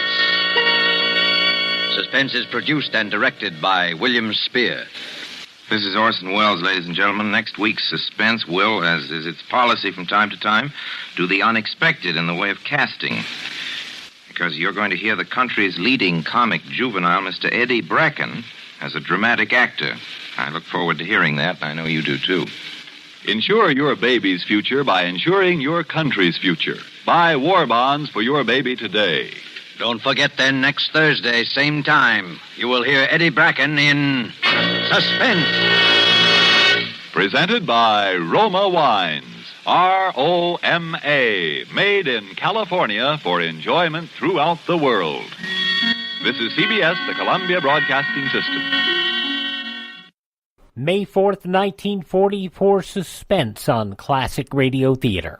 It's amazing but true. When it comes to one of America's biggest household expenditures, healthcare, a lot of people think they've got no choice. People are used to thinking we have to do it this way, but they don't. Yes, you have the freedom to choose an alternative with your healthcare. It's MediShare, and it costs way less than the alternatives. The typical family saves $500 a month, not a year. A month. And if you're single, this can save you a lot, too. And let's face it, a big reason MediShare is 400,000 people strong, it just works. They've shared over $3 billion in medical bills, so they can help share your needs, too.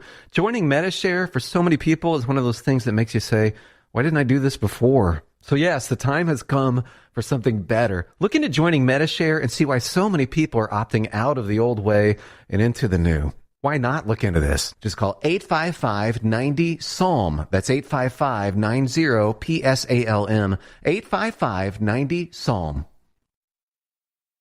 This is Dr. Howard, founder and formulator of Balance of Nature. We're changing America, one life at a time. My mother passed a few years back, and she lived to 96. And when I was giving her your products, when I first heard about it, her skin was actually getting like a kind of rosy color. Her color was coming back. And even the nurse and doctors says, well, whatever it is, it looks like it's doing her some good. Her tests are coming back better and everything. So when I saw that, I said, I'm going to start taking it myself because I did it to benefit her. When I saw what happened, And I started taking it, and I saw a difference. So it worked real well. The only thing is I was telling Patricia, I wanted to see what would happen because, I mean, the flu and colds and everything's running rampant all over the place. And so I wasn't getting sick. I said, well, let's see what happens if I don't take them. And my doctor said, why don't you stop taking the Balance of Nature for a week or so and see what happens? And sure enough, I got sick. I'm a sedentary worker, but I do a lot of stuff around the house. I fool with my classic cars. I'm bending and everything. You're kind of getting under it. I'm not 25. Usually, I don't get bothered by it. When I got sick, I got pretty sick. It didn't go into my chest, but for some reason, it must have settled in the muscles in my back, the lower back, and it caused me a lot of grief. I said to myself, well, the experiment worked. I got to get back on it. I got to get back on it real fast. That's for sure. From now until May 10th, receive a 15% discount and free shipping on your first preferred order of Balance of Nature. And just in time for Mother's Day, receive an extra $10 off any additional set of fruits and veggies you purchase. This offer will end on May 10th, so don't wait. Call 800-2468-751 or go to balanceofnature.com and use discount code USA. Thanks for tuning in to Classic Radio Theater on your favorite station. Let's wrap up this hour with an episode of The Couple Next Door, Peg Lynch and Alan Bunce, from April 4th, 1959. I thought you went upstairs. I did. I'm tired. I'm going to take a bath and go to bed early. Came down to get something to read in the bathtub. Oh, well, may I suggest that before you do that, you go in your den and sit down and write that letter of recommendation for Buddy. Oh! Now, that was nearly 3 weeks ago. Your sister was over here asking you for that. Well, She wanted it that day. Now, you were going to sit right down, do it the next day, and mail it to her. I know. I did sit down and try to do it. How the heck can you write a letter of recommendation about a kid that's got no ambition to do anything? Well, he's your own nephew. Surely you can make up something. Yeah, I suppose I'll have to. Well, I'll do it tomorrow. They may be here tomorrow. Who? Dorothy and Buddy. She called today. That's how I knew you hadn't written the letter. Oh? Was she mad? She was miffed. Let's put it that way. You know your sister. Her Lord. feelings were hurt. I said I'd speak to you tonight. Oh, well, look, She said not to mail the letter now. She'd get it when they came over. She has something else she wants to talk to you about, too. Oh, what now? I don't know. Something else about Buddy. Some new problem, I guess. Well, what? I don't know. You know your sister, how she is on the telephone, always so mysterious. As though we were on a party line with 50 people and she had some state secret. That Yeah. I told her to come for dinner now, and we would plan on them, you know. Yeah, well, I guess I better sit down and write that letter of recommendation now, so I'll have it ready. Well, I would, dear. You know, Buddy probably won't take a job if he gets offered one. Don't worry about that. Just write the letter now. Well, I don't know what to say. Well, Look, you'll Buddy make isn't up interested something. in anything, so far as I can figure out, except driving the car and listening to rock and roll. Dear. All right, I'll do the best I can, Doc.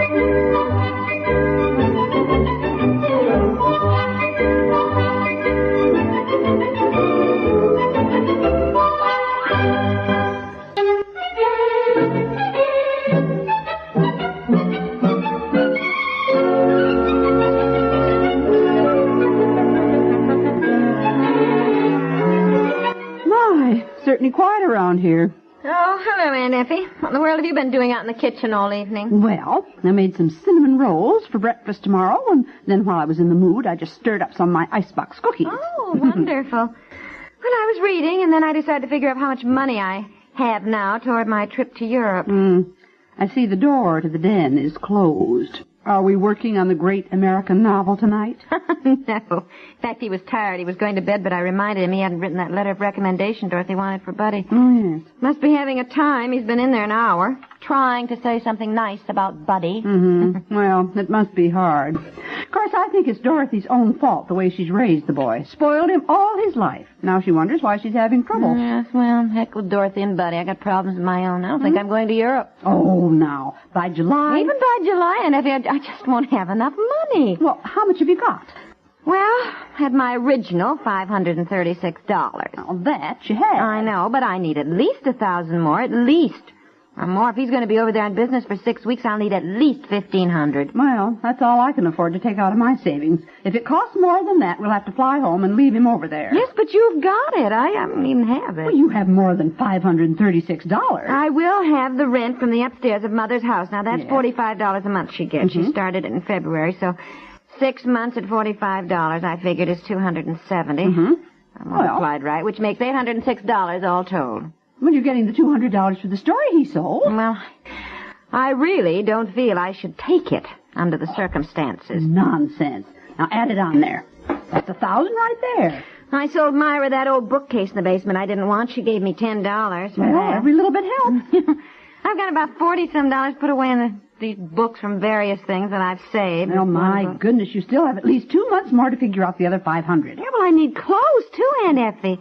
And I'd like to buy some things while I'm in Europe. I'll probably never go again. Well, it does seem to me it's just terrible that companies send men off to Europe on business trips and don't include the wife on the expenses. Well, they don't, so now let me see. I was talking to your friend Miss Rogers downtown today. I ran into her, and we were talking about it. And she said she thought it was terrible, too, especially when companies waste money sending the men first class.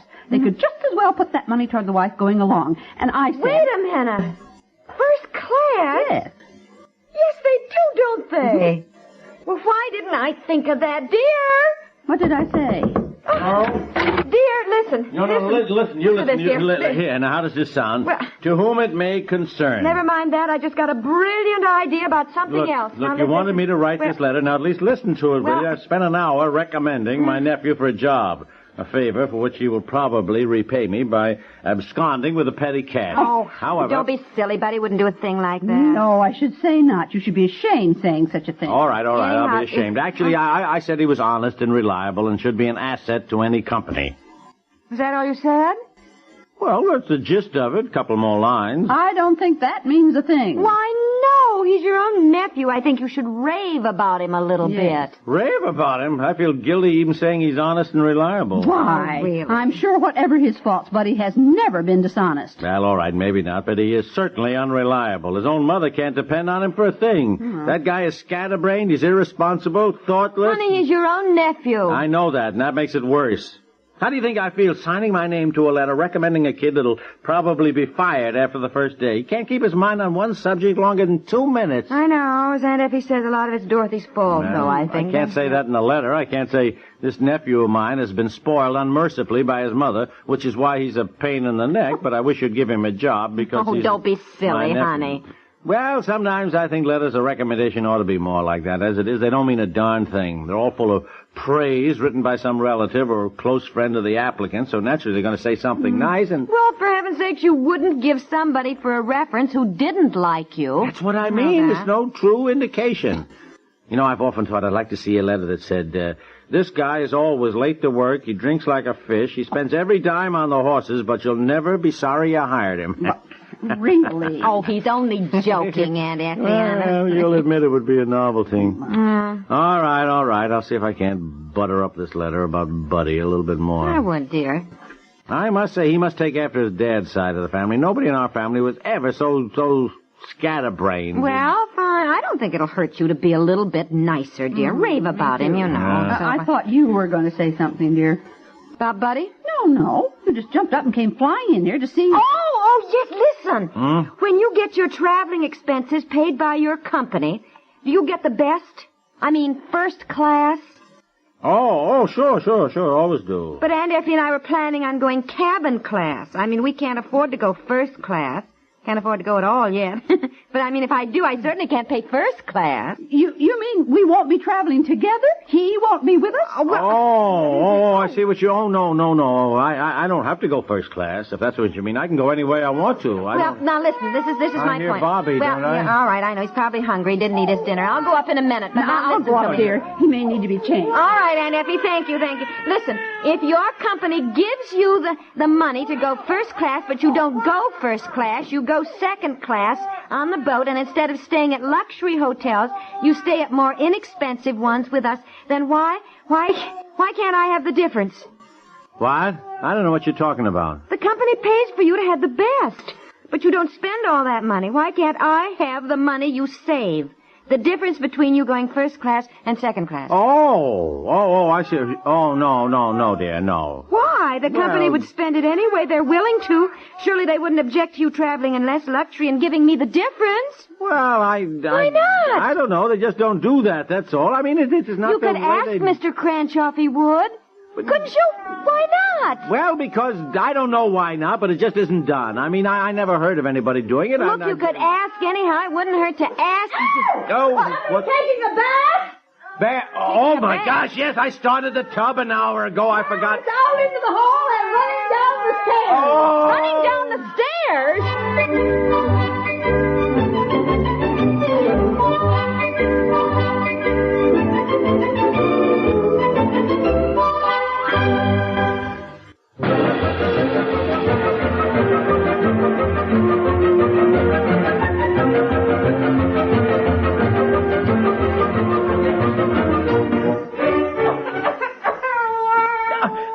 I need more claws, more claws. Now get them yourself in the hall closet where I keep the vacuum. I'm busy mopping the stairs. The carpet is soaked. Here's more claws. Yeah, thanks. Did you turn off the bathtub? Oh, yes, of course. Hey, what's going on? And if you get the pile of newspapers in our room and put them on the bathroom floor, maybe it'll soak some of the water up. Why are you all running around barefoot? The tub ran over. Now go back to bed, Betsy. Don't get in the way, dear. Who did it? Now go back to bed, will you? You heard your mother. Well, who let the tub run over? I did. Now get back to bed.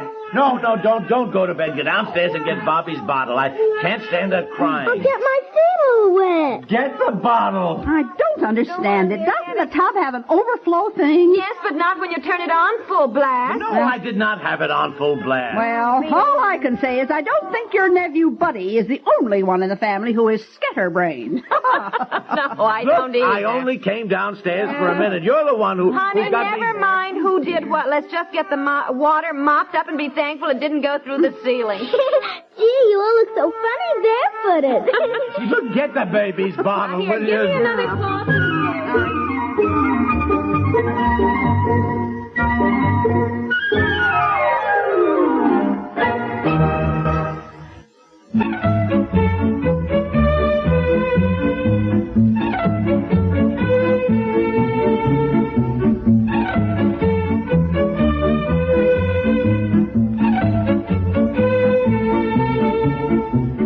The Couple Next Door is written by Peg Lynch and stars Peg Lynch and Alan Bunce with Margaret Hamilton, Francie Myers, and Madeline Pierce, and is produced by Walter Hart.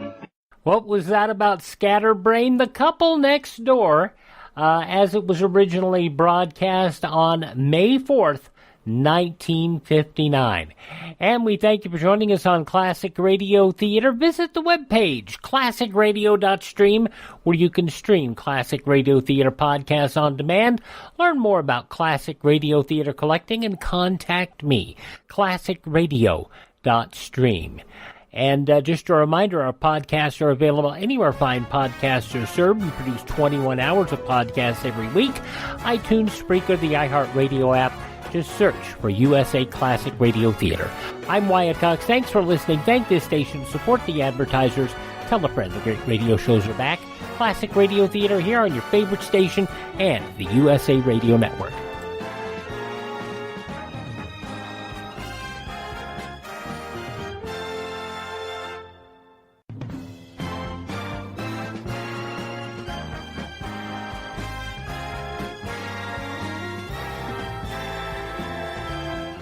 The USA Radio Network presents the greatest radio programs of all time. Suspense.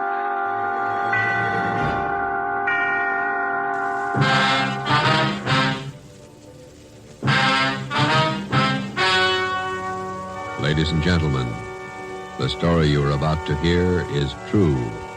Only the names have been changed to protect the innocent. Dragnet. This is Classic Radio Theater. Gangbusters. I was a communist for the FBI. Lights out, everybody.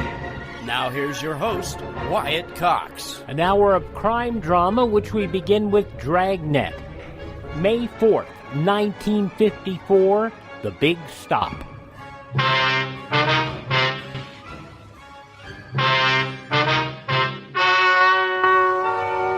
Ladies and gentlemen, the story you are about to hear is true. The names have been changed to protect the innocent. Dragnet.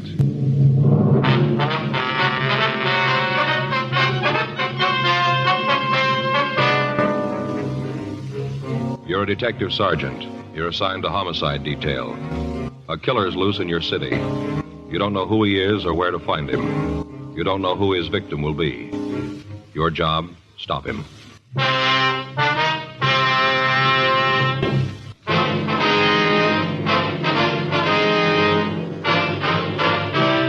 Dragnet, the documented drama of an actual crime. For the next 30 minutes, in cooperation with the Los Angeles Police Department, you will travel step by step on the side of the law through an actual case transcribed from official police files. From beginning to end, from crime to punishment, Dragnet is the story of your police force in action. It was Tuesday, May 13th. It was warm in Los Angeles. We were working the day watch out of homicide detail. My partner's Frank Smith. The boss is Captain Lorman. My name's Friday. I was on my way back from handwriting, and it was 8:26 a.m. when I got to room 42. Homicide. You get it? Yeah, Don just finished up. He says the handwriting matches. Victim wrote the note. Huh. That's it then, huh? Yeah. You talked to his wife? Yeah, she's pretty broken up. That figures. Ate too fast. I got heartburn. Well, why don't you take a couple of those Pepto Pals or whatever it is, and let's get on with this. A lot of work here. Hey, there's an idea. Never thought of that. Yeah, I got some in my locker over here. You sure have. Last time I bought a big box of them. There must be some left. Yeah.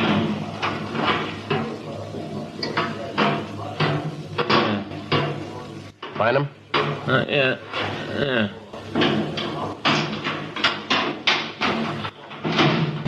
He thinks the husband fits in, huh? Yeah, all the way along the...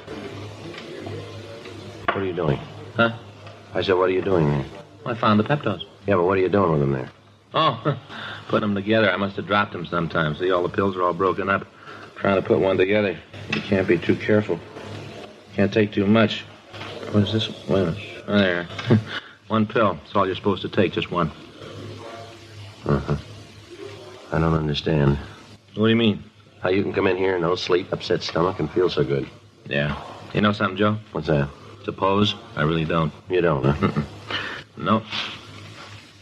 That ought to be about right, I guess. Does that look like one pill to you? I don't know, Frank. I hope so. It's too important a decision for me to help you with. Oh, Pepto Pal. Good for what ails you. Potent, Joe. Real potent. Mm-hmm. I just wondered if you were all through now. Oh, as soon as I scrape the crumbs away. Mm-hmm. Okay. No, here's one you missed. Thanks. Only a half gone. Mm-hmm. Okay. Where to? Yeah. Well, are you all through now? You've had your pill and everything? Joe, I took my pill. I've got the Pepto Pals all worked out now. What can I do for you? Hot shot. I'll get it.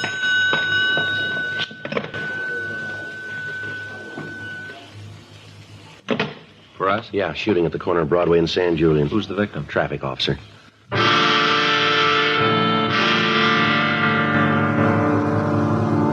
We left the office and drove to the scene of the shooting. Traffic at the intersection had come to a virtual standstill. 18 feet from the northwest corner, lying in the middle of the pedestrian crosswalk, was a uniformed traffic officer. He was wearing the white cap of the traffic division. There was a large blood stain on the right side of his chest, and his service revolver was still in his holster. By the time we got to the scene, the ambulance had arrived, and the wounded officer was being given emergency treatment. Other officers were trying to get the traffic moving again, and additional men were throwing up a blockade around the immediate vicinity in an attempt to apprehend the person who'd shot the policeman. Captain Lorman and Chief of Detectives Thad Brown arrived and took charge of the search. Frank and I checked through the crowd that had gathered, and we found a witness to the shooting. Yeah. I saw the whole thing, officer, right from the beginning. I saw it. Just about the most awful thing I ever saw. All right, sir, if you'll just give us your name. Roy Hickok. It's Hickok. All right, Mr. Hickok. Now, if you'll tell us what happened. Well, I was on my way to work, walking down the street. I got to the corner here, Broadway and San Julian. I got to the corner. I stopped for a light.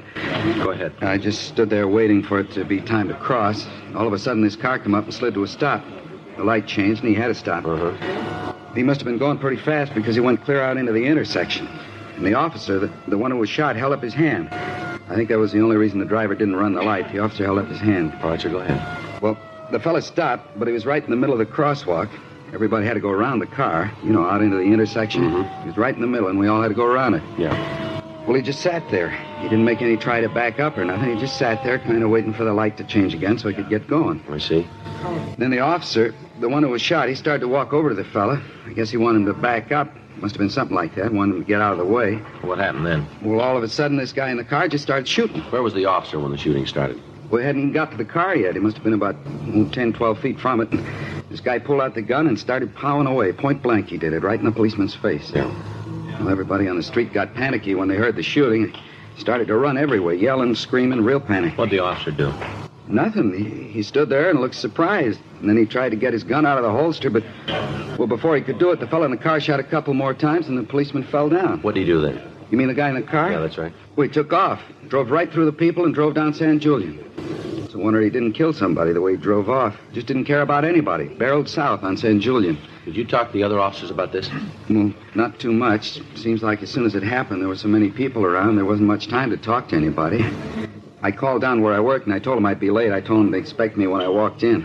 I never did see so many policemen or cars. Just a minute, will you? Folks, you'll have to get back here, please. Give us a little more room now. All right, thank you.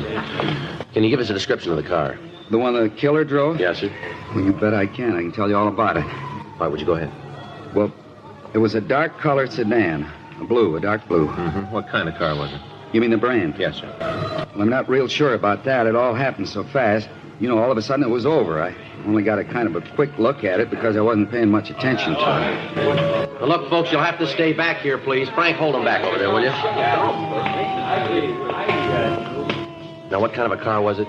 Well, I think it was either a Plymouth or maybe a DeSoto, but I'm not sure. But you're pretty sure about the color, are you? Oh, yeah. It was blue, dark blue. Now, what about the man driving the car? Did you get a good look at him? Yeah, I guess just about everybody did. You know, sitting out there in the middle of the street like that. Everybody that went by him had a look at him. Could you give us a description of him? Well, what do you want to know? Well, how about the color of his hair? It was light, not real blonde, but a light color. How about his eyes? It looked like they was blue. Mm-hmm. About how old would you say the man was? Well, I don't know, maybe 24, 25, around in there. He wasn't real old. Was he clean shaven? Yeah. How about glasses? Do you remember? Was he wearing them? No. Was there anything about him that'd make it easier for us to identify him? I don't think I know what you mean. Well, was there anything about him, a scar, maybe a birthmark, something like that you might have seen? Not that I remember. Might have had something like that, but if he did, I don't remember. Did you have the chance to see what the man was wearing? Well, just that he had on a white shirt and a jacket. It looked like the ones they issue in the Army. You know, the kind of windbreaker type, light material. Uh-huh. Did the man say anything? Well, if he did, I didn't hear it. As soon as he started shooting, it seemed like the roof come off. All the noise, everybody yelling, trying to get out of the way of the bullets. If he said anything, I sure didn't hear it. I see. Now, is there anything else that you can give us on the man? Well, there is, Sergeant, but I feel a little silly about it. Well, what's that, sir? What's about the car? I told you I didn't pay much attention to it, not at first. Well, after the shooting started, then I got as good a look as I could. Mm-hmm. I got a pretty good look at the back of it when the guy took off. Just a minute, I didn't hear you. I say I got a pretty good look at the back of it when the guy took off. You know, when he went down the street. I see. I feel a little silly because I didn't get more. How's that? The license number. Yeah. I could only get 4 of the numbers. May 4th, 1954, Dragnet on Classic Radio Theater. This is a national health alert from the Healthcare Hotline. Are you on Medicare and or have private insurance and suffer from back pain? MD Topical has a solution for you. Today, you can qualify to receive a pain-relieving treatment, such as a comfortable back brace or a customized pain treatment at little or no cost. Call MD Topical toll-free now, 877-875-5909. It just takes a couple of minutes to qualify for these amazing treatments that have helped thousands of people with severe pain. Your personalized pain treatment will be delivered directly to your door. Call MD Topical toll-free, 877-875-5909, or go to mdtopical.com and get started on your road to a pain-free life. Call MD Topical toll-free, 877-875-5909, or go to mdtopical.com. So the other evening I was working on my laptop on the edge of the bed, and I just fell over. I just fell asleep, and it's these Giza Dreams bed sheets. And I snuggle up with them, and I snuggle up with my pillow, and my gosh, I've slept in a lot of hotels in my time. Really nice hotels, top quality, and none of them have anything like these Giza Dreams bed sheets. But don't take my word for it. Go to mypillow.com, use my promo code USA, and you'll get 30% off and free shipping. Give them a try. What have you got to lose? Go to mypillow.com, click on the Giza Dreams bed sheets, and you can sleep just as well as I do. I have a wonderful night's sleep with my MyPillow and my Giza Dreams bedsheets. MyPillow.com. Use promo code USA, and you'll see exactly what I'm talking about. Do you wish you could get better sleep and maybe lose a few pounds? Maybe more than a few pounds?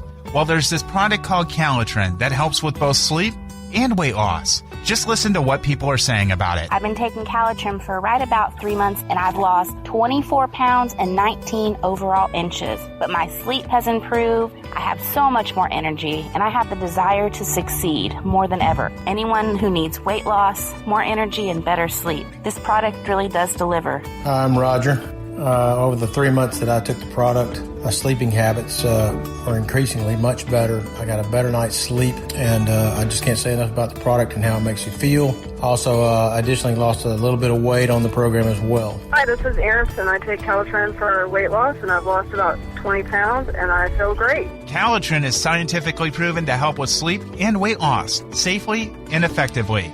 Check it out at toploss.com. That's toploss.com. Classic radio theater on your favorite station, May 4th, 1954, Dragnet, The Big Stop.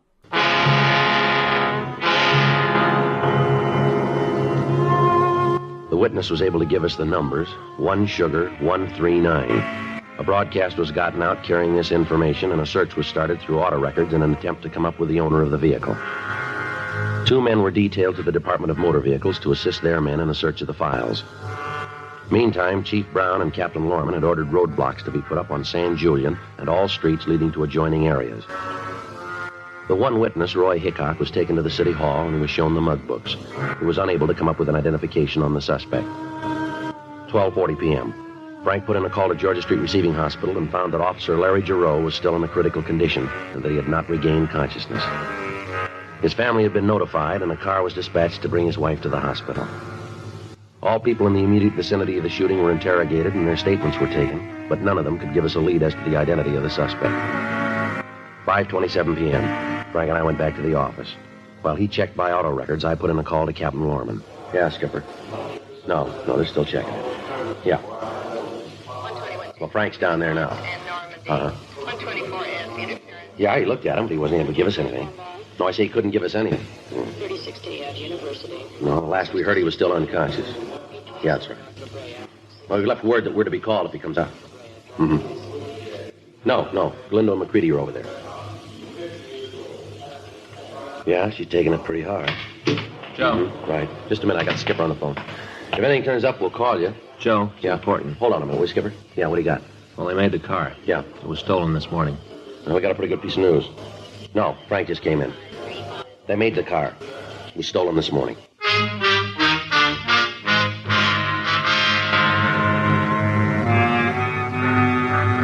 We got in touch with the owner of the car and we talked to him.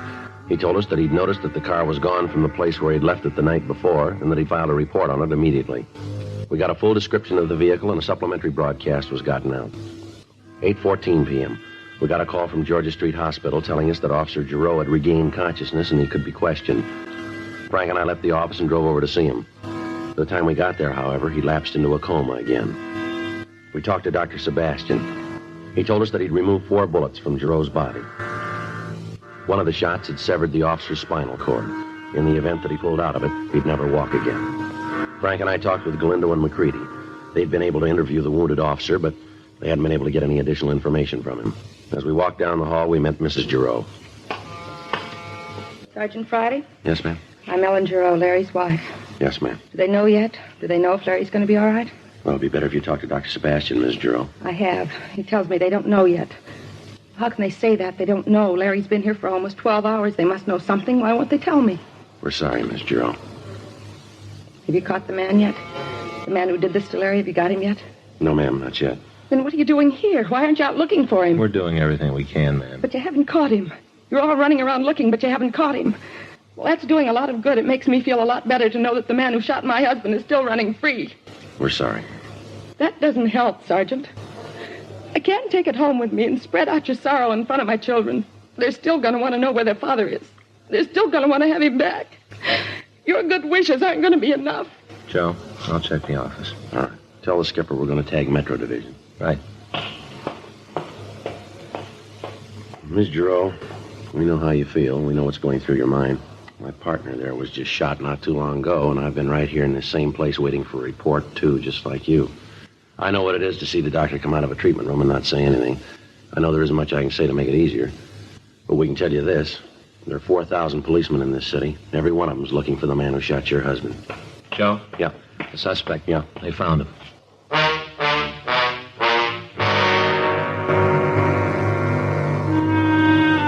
The tip had come in from a man who had phoned the complaint board and said that he knew where the suspect was hiding. The man wouldn't give his name. Immediately, 2 cars were dispatched to the address. It was a cheap rooming house on East 4th Street. The manager of the place said that there was a tenant who matched the description of the suspect in a room on the 5th floor. He'd given the name James Krell. When the investigating officers had approached the room, they were met with gunfire. They returned the fire. The building was evacuated, and the streets in front of the building were roped off. Several more cars arrived from Metro Division, and the building was completely surrounded. Frank and I stopped by the office and picked up tear gas equipment. From what we were told, the suspect had barricaded the door leading into the room with furniture. The only way we had to get him out alive was with gas. Frank and I talked with Captain Lorman and with Chief Brown. It was decided to use a flight-right shell and blast through the door. Frank took the gun and we went up to the 5th floor. The halls were empty. You all set? Well, let's give him another chance. All right. All right, Krell. We'll give you one more chance to come out of there. Come on, Krell. Open the door and throw the gun out. He's not coming out. All right, this is the last time around, Krell. Get out of here, cop. Get out of here, leave me alone. You try to come through that door and I'll kill you. I swear I will. I'll kill you where you stand. All right, Frank. Let's put the mask on. Right. You all set? Yeah. All right, let it go.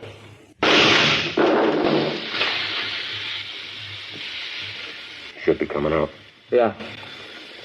He's moving that furniture. I'll cover this side. All right, watch it. I'm coming out. I give up. I quit. All right, throw that gun out here. Throw the gun out first, and then you follow it. Okay, I'm doing what you say. Here's the gun. I quit. Here's the gun. I got it. All right, Krell. Come on out with your hands behind your head. Come on, move. All right, don't shoot. Don't shoot. I'm doing like you say. I'm coming. All right, come on, move. Down here. Come on, move, Krell. All right, this'll do. Now stand still. Hands up against the wall. Come on, Krell. Do what he says. I can't breathe. I'll do whatever you say, but I can't breathe. I can't breathe. That gas. You better get used to it, Krell. What? If that cop dies, they won't let you walk out of the room.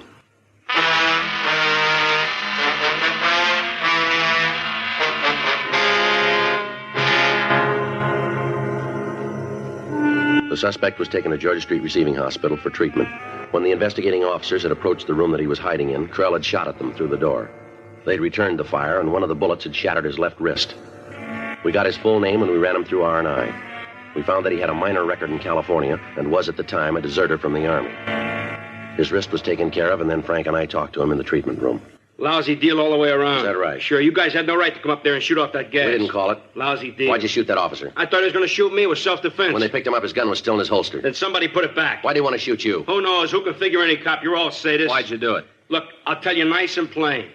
I drove up to the signal. I stopped. This wise cop come over, started rousing me about being in the intersection. I told him to shut up. I don't have to take that kind of talk from nobody. He pulled a gun. It was self-defense. We got a couple of people saw the whole thing. They tell a little different. They're either psycho or else you're paying them off. How long you been AWOL? Who says I am? The Army? I could square that beef with him. What about that car you were driving this morning? What about it? Where'd you get it? Belongs to a friend of mine. I borrowed it. Owner reported it stolen. He must have forgotten. He told me to take it. What's the friend's name? I forget. They'd pay you to remember. I have a very bad memory. Why'd you shoot the officer? Because he was going to shoot me. He just walked up and said he was going to shoot you. Is that it? Yeah, guy's a sadist. All you cops are. Put that uniform on, you all think you can boss anybody around. Well, you made a mistake with this one. Isn't anybody bosses me around. How long you been in town? Why? Answer the question. Couple of weeks. You've been AWOL for over 6 months. Now, where you been? Around. Where? I like to travel. Manager of that rooming house says you just checked in this morning. Is that right? You talked to her. I didn't. All right, where you been staying? There goes the memory again. Look, you're in trouble, Krell. Talk like that won't do you any good. One of those things. I wish I could help you fellas, but there's nothing I can do. Where'd you get the car? From a friend. What's his name? I don't remember. But he said you could take it. Yeah? Then why'd he report it stolen? Ask him. We did. He says he doesn't know you. Where'd you get the gun? Picked it up. Where? Bought it. Don't know the name of the store. It's being checked now. You might as well save time and tell us. You're getting paid. What'd the officer say before you shot him? Didn't say anything. Just pulled his gun. I was faster. Self-defense. Now, you might think this is a game, Krell. You maybe think you're a big man sitting here, but I want to set you straight. You're in trouble. More trouble than you've ever been in before. We've got at least 20 people who saw you deliberately gun that cop. They're willing to swear to it in court. You know what I think it was? Now, you go ahead and tell us. There was this kind of purple flash, and all of a sudden this cop was laying there. Maybe it wasn't self-defense. Maybe it was temporary insanity. Hey, how's that sound? Temporary insanity. He die? No, not yet. Cops and cats, you can't kill them. You made a pretty good try. All right, mister, on your feet. What for? Come on, let's go. We're going to jail? Get up, Krell. Come Maybe on you're going to take me to the gas chamber right now, huh? Do without a trial or nothing. Just lock me up and drop the eggs. You're awful close to it, mister. You got to get me there first. You're standing in front of it right now. I tell you what, I'll give you 10 to 1 I don't make it. Come on. Well, I bet you guys would just love to have me make a break, huh? Now, you listen, Krell. With that arm, we can't put handcuffs on you, but you're still in custody. Don't try anything. Well, how about it? You'd like that, wouldn't you? Get your pictures in all the papers. Heroic cops kill criminal. All right, in here.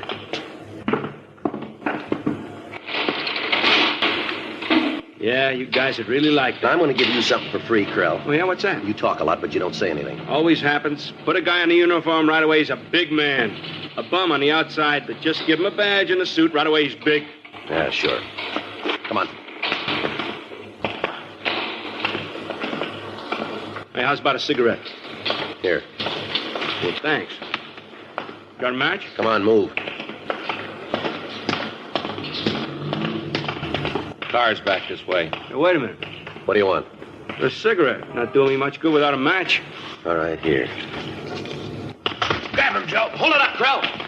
All right, Krell, hold it up. Hold it up or I'll shoot. He's down. Come on. How about it, Joe? Well, I guess he was right. Huh? That bet about the gas chamber? Yeah. He won't make it.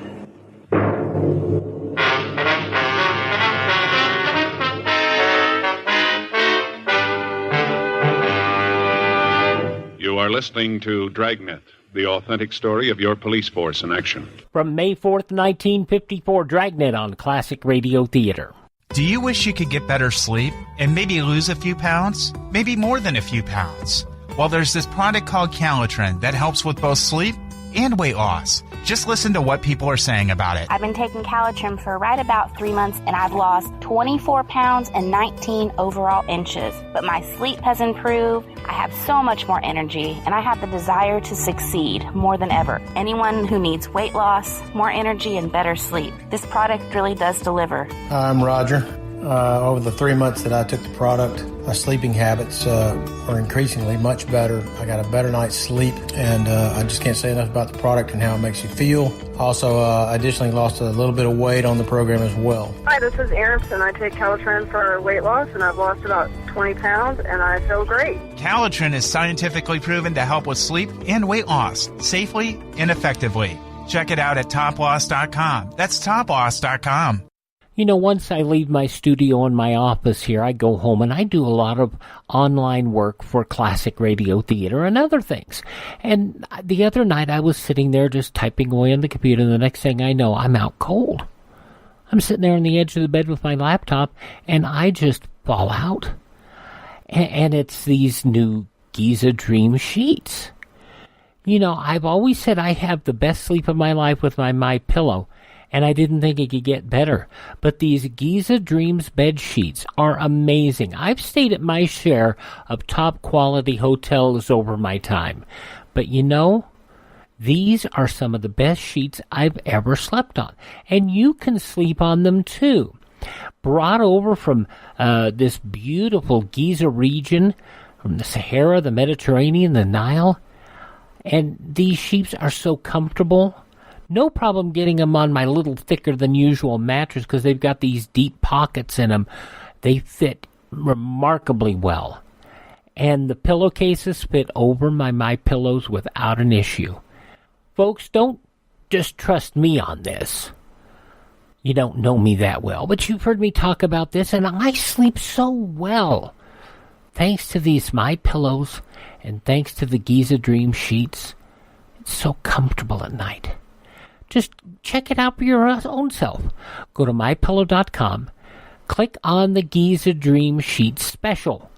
Use my promo code USA, and you'll get 30% off and free shipping. 30% off and free shipping. What have you got to lose? Go to MyPillow.com Enter promo code USA. And by the way, that promo code works on just about anything on the website. So do some nosing around. Do some shopping. After all, there's somebody on there. Something for everybody you'll find in your life, don't you know? Now you can fly anywhere in the world and pay discount prices on your airline tickets. Book a flight today to London, Paris, Madrid, or anywhere else you want to go. And pay a lot less guaranteed. Call the International Travel Department right now at Low Cost Airlines. 800-215-5141.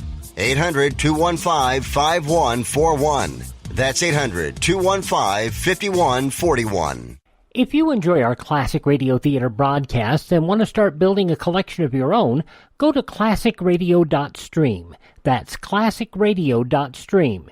There you'll find links to great classic radio collections on CD, along with links to great reading on classic radio, plus classic radio theater on demand. Check out our webpage, available now at classicradio.stream. That's classicradio.stream. And enjoy.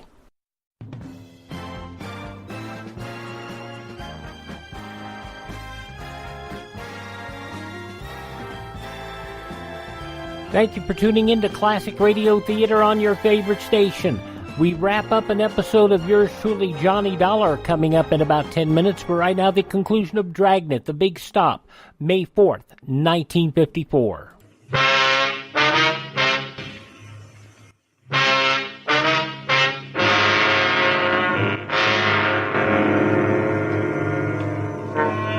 A doctor was called down from the hospital, and the suspect, James Krell, was pronounced dead.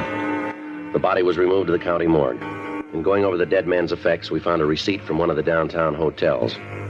There were 2 names listed on it, and a notation to the effect that the rent on room 517 had been paid for a week. The other name on the slip was Sidney Larson. We checked it through R&I, and we found that Larson had a long felony record in California and had been paroled 2 months previously. The report came back on the gun that Krell had used. It was among 7 revolvers that had been stolen from a hardware store in Tulare on May 6th. The other 6 guns were still missing. We checked with Dr. Sebastian on Officer Giroux's condition. We were told that the policeman was still unconscious, but that he had passed the critical stage. Mrs. Giroux collapsed when she heard the news that her husband would never walk again, and she was placed under sedative. 10:48 p.m. Frank and I left the office and drove over to the hotel named on the receipt that we found. It was a run-down place with a potted rubber plant in the lobby. We rang the bell on the counter and waited. Yeah? You the manager here? All right, now I am, yeah. Why? Police officers. Want some information. About what? Take a look at this. That one of your receipts? Let me take a look. Now, wait a minute. Let me get the lights on so I can see. Yeah, there's the name right on the top. Sure looks like it's one of ours, don't it? You recognize the 2 names on it? Oh, wait a minute. Yeah, I do. Yeah, I recognize him good. This fellow Larson's he in now? Well, I don't know. We don't keep a very close tab on the people who stay here. Service isn't too good, but we don't ask questions. Change the sheets once a week. We don't ask questions. Is he in? Well, he might be. I'd have to check it. There's a police investigation, mister. Is Larson in? I'll check the box.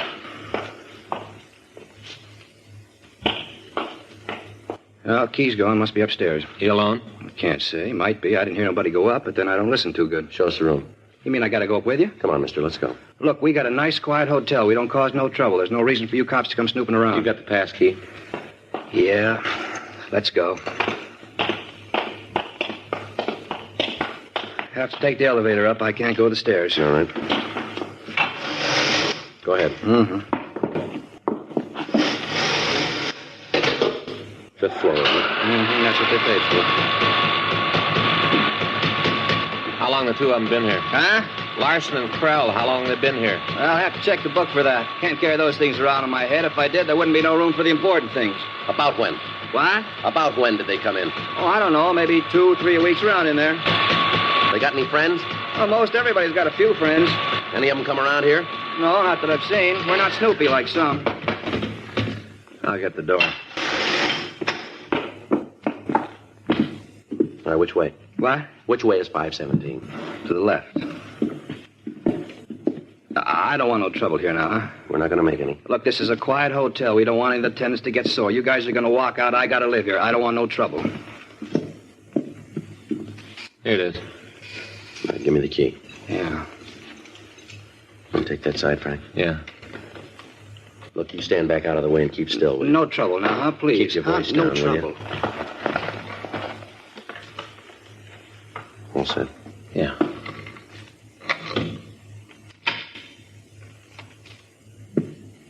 Looks like he's asleep. All right, you take the right side. He's got a gun. Get out of here, cop! All right, come on. Out of here. Watch it, Frank. Yeah.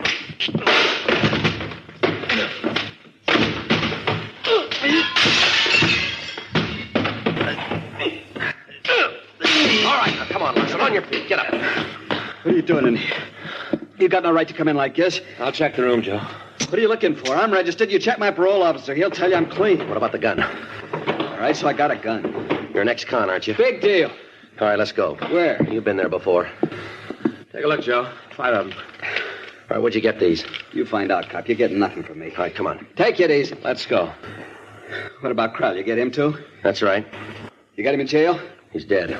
Krell? That's right. He tried to make a break and it didn't work. Poor kid. Didn't know what it was all about. Wanted to be a tough guy. Yeah, and you were going to show him how, weren't you? Nice kid. He wanted to be a big man. We had it all planned. Gonna hit the big time. Got the guns. He went out to get a car this morning. That's probably why he killed the cop. Krell got scared. He didn't know he wanted to be big. He wanted people to talk about him. Don't worry about it, mister. Huh? They will.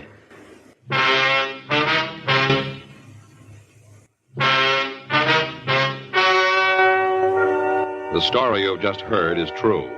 The names were changed to protect the innocent. On May 19th, an inquest was held in the coroner's office in and for the county of Los Angeles, state of California. The coroner's jury returned a verdict that the death of James Edward Krell was justifiable homicide. Sidney Carter Larson was filed on for ex-convict with a gun, and upon completion of sentence on that count was released to the authorities of Tulare, California, for prosecution on a charge of burglary.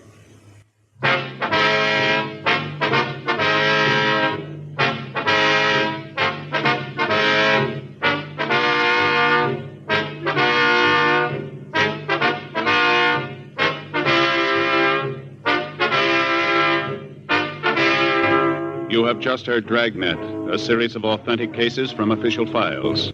Technical advice comes from the Office of Chief of Police W.H. Parker, Los Angeles Police Department. Technical advisors Captain Jack Donahoe, Sergeant Marty Wynn, Sergeant Van Sprasher. Heard tonight were Ben Alexander, Virginia Gregg, Vic Perrin, Harry Bartell. Script by John Robinson. Music by Walter Schumann. Hal Gibney speaking. May 4th, 1954, Dragnet on Classic Radio Theater. Coming up in 3 minutes, yours truly, Johnny Dollar.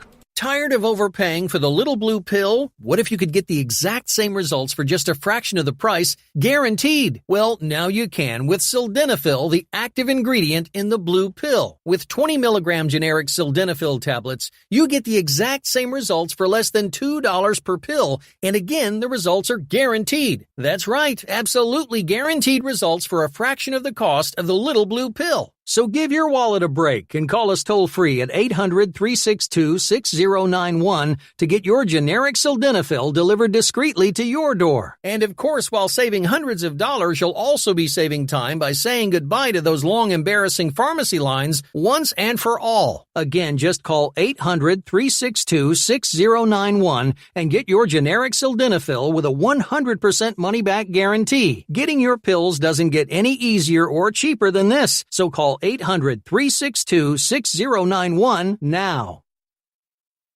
It's amazing but true. When it comes to one of America's biggest household expenditures, healthcare, a lot of people think they've got no choice. People are used to thinking we have to do it this way, but they don't. Yes, you have the freedom to choose an alternative with your healthcare. It's MediShare, and it costs way less than the alternatives. The typical family saves $500 a month, not a year. A month. And if you're single, this can save you a lot too.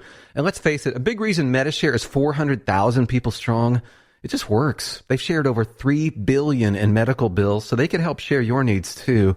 Joining MediShare for so many people is one of those things that makes you say, why didn't I do this before? So yes, the time has come for something better. Look into joining MediShare and see why so many people are opting out of the old way and into the new. Why not look into this? Just call 855-90-SALM. That's 855-90-PSALM. 855-90-SALM.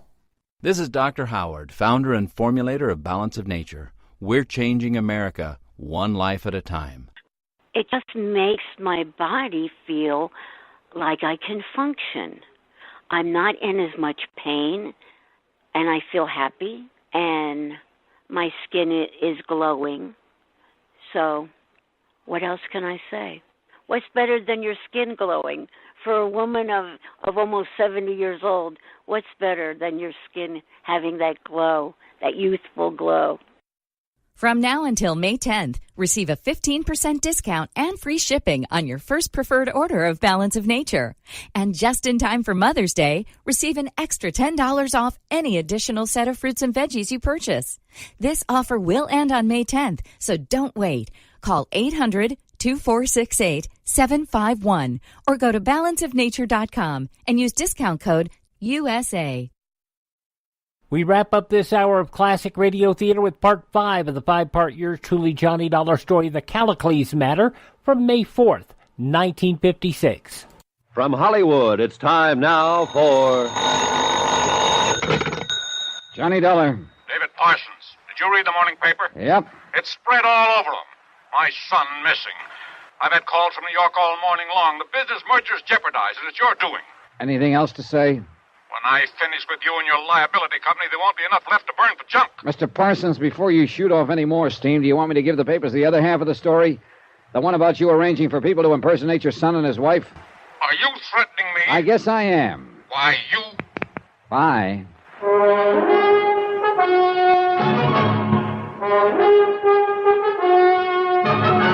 Tonight and every weekday night, Bob Bailey in the transcribed adventures of the man with the action-packed expense account, America's fabulous freelance insurance investigator. Yours truly, Johnny Dollar.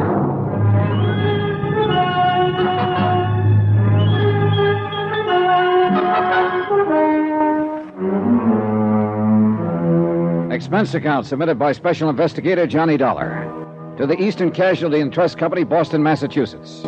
The following is an accounting of expenditures during my investigation of the Callacles Matter. Item 11, 10 cents, one newspaper. I lied to Parsons about seeing the paper. I hadn't seen it at all. But I could guess what had happened when they got hold of the story that a prominent broker had been missing some 14 days. It was all there, spread over the front page. I waited a couple of hours before I took old man Parsons on again. You think you're pretty smart, don't you? You should have given this matter to the police in the first place. I gave it to a detective agency. And what do you mean by firing them? Oh, they were just spending your money. And you're losing it for me with all this in the paper. I'm still trying to find your son, Mr. Parsons, remember? You aren't going to find him here. Something's come up. Maybe you can explain it. The DA's office impounded the books yesterday. $5,000 was withdrawn from your son's personal account. What do I have to explain about that? Wait. It was taken out the morning he disappeared. Do you have any idea why he'd withdraw a sum of money that size? No. Do you? Sure. Somebody could have been standing in back of him with a gun, threatening to blow his head off. He might have had a date to go to a wedding and needed some tip money. What can you add? You're getting mad, Dollar. Go find your answers someplace else. You don't care if he's ever located, do you? Dollar, let me tell you something. My son means that to me. No more. He's never had brains enough or energy enough to do anything by himself. I do everything, always have. The only reason I want him back is to effect the merger with Little and Tennyson. You knew that right away. I suppose so. I just wanted to hear it said to believe it. Well, now you've heard me say it. You know, one reason why I always run the show, Dollar. My face never looks like yours over anything. I got out of there fast. I went downtown with a tall policeman named Jerry Engel to interview a bank teller. I'm Sergeant Engel. It's Mr. Dollar. Oh, yes, you phoned me. It's about Mr. Parsons. You took care of him when he came in here last Tuesday, a week ago, is that right? I handled the withdrawal, yes. We'd like to see the slip on that, please. Yes, I looked it up. I have it ready for you. Have you known Mr. Parsons very long? Well, I don't know him well, really. Look at this picture. This man is the same who signed the withdrawal slip last Tuesday morning? Yes, that's Mr. Parsons. Okay. Tell us what happened. Well, he just came up to the cage and handed me the withdrawal slip, that's all. I see.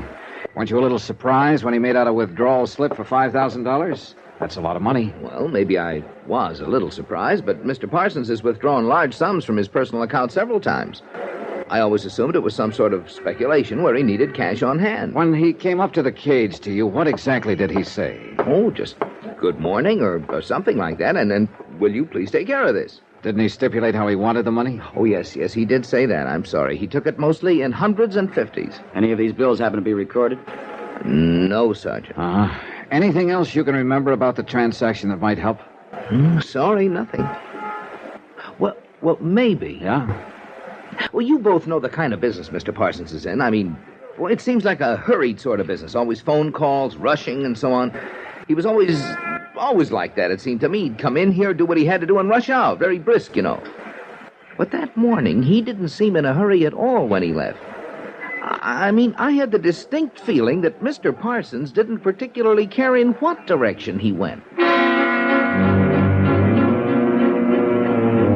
A recheck with Mrs. Parsons and the house servants established that Parsons had not left the house with the described money bag. The police went to work on that angle, trying to find out where he had purchased it. A supplementary bulletin went out with the news about the bag. The district attorney's men were trying to find out if he was involved with another woman, and if so, who. Parsons was reported to be in Toledo, Detroit, the Virgin Islands, and Boston. All the reports were untrue. Yeah, officer, that's him. That's the guy who was in here that night. You sure? Well, I'm positive that's his picture. Was he with anybody? No, he was all alone. He sat over there on that stool. How long was he here? Oh, he's heard we closed the joint. Did you happen to see where he went from here? No. Now, what kind of shape was he in? Drunk? No, he was real sober and quiet. Drank all night, but he seemed to hold his stuff okay. Did you talk to him at all? No, just took his order for drinks. He didn't seem to want to talk to anybody. I see. Did you happen to notice if anybody who was in here went over and talked to him? I think a couple of people tried. You know, you get that sort of thing in a joint like this, but he didn't say much to any of them, so they just left him alone. He just sat alone and drank? No, he was making a phone call all the time he was here. A long-distance call from the booth over there. He sat at the end of the bar so he could hear the phone ring. How do you know he was making a long-distance call? Well, he handed me a 20 once and asked me to change it to quarters for him. All the quarters I had. About what time was this? Oh, I don't know exactly, but it took him 2 or 3 hours anyway. Do you know if he ever completed his call? He poured a lot of dough into the phone. I guess he did finally. Did he have anything with him while he was here? What do you mean? Was he carrying a little black bag, maybe? No, nothing but his overcoat. Yeah. What? He did say something to me at that. He asked me if I knew Callacles. Callacles? Yes, Sergeant. He was about 3 bourbons along by then. Mean anything? I've heard about that before, Jerry. Callacles was a Greek. Parsons quoted him to his doctor once. Something about a man breaking through and shaking off his chains. A pretty piece of poetry. Poet? I thought he was a bookie. Oh, excuse me. Well, Jerry, one thing for sure. Yeah, what? We know he was alive that night.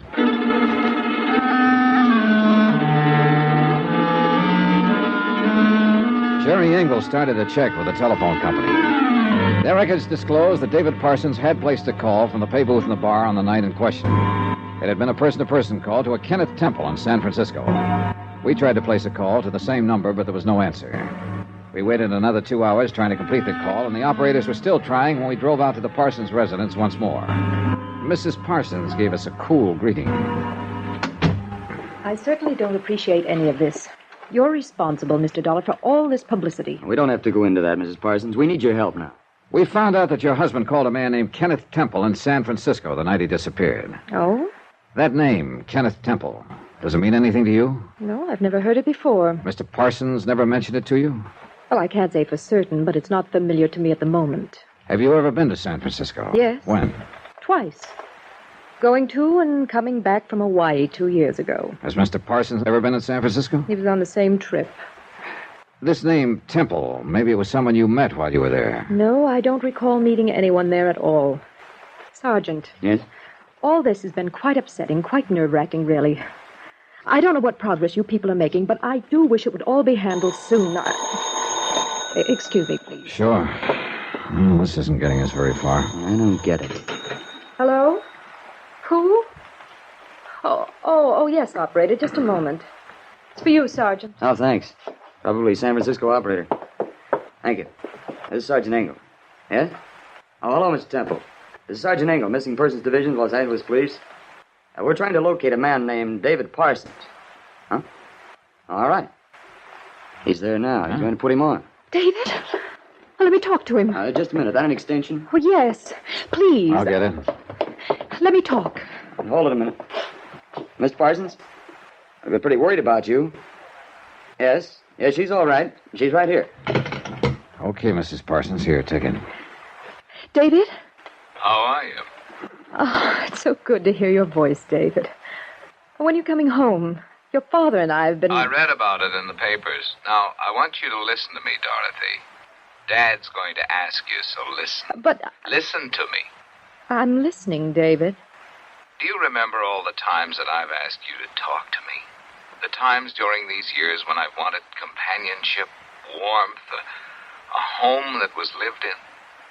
Each time I asked for these things, you were always too busy, too taken up with things outside my life. Do you remember all that? Oh, yes, David, I remember all that. Well, this is the end of you and me. But your father... It's the end of Father and me, too, Dorothy. You tell him that. He probably won't believe it, but you tell him the merger is all his. He'll have to get another figurehead. Oh, you'd be so angry. Dorothy, what I'm trying to say is his anger doesn't worry me anymore. Oh, what about me? I never worried you. But, David... I'm going away.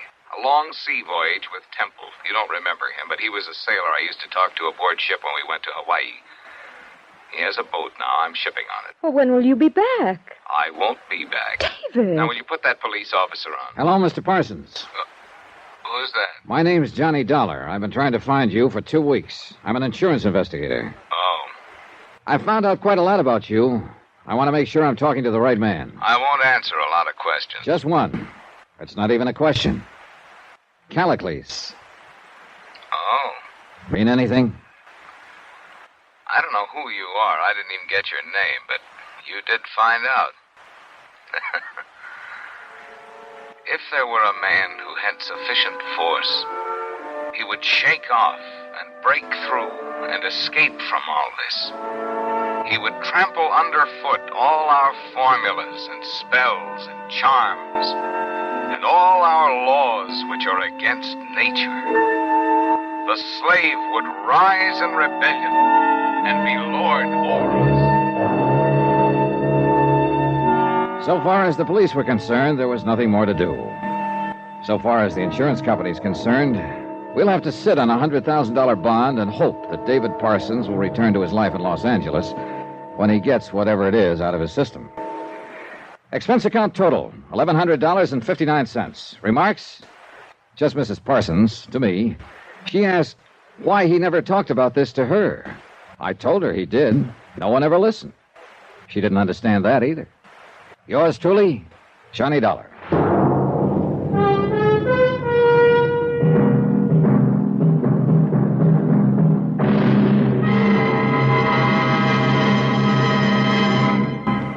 Now, here's our star to tell you about next week's intriguing story. Next week, one of the most heartless, most vicious rackets an insurance investigator ever had to face.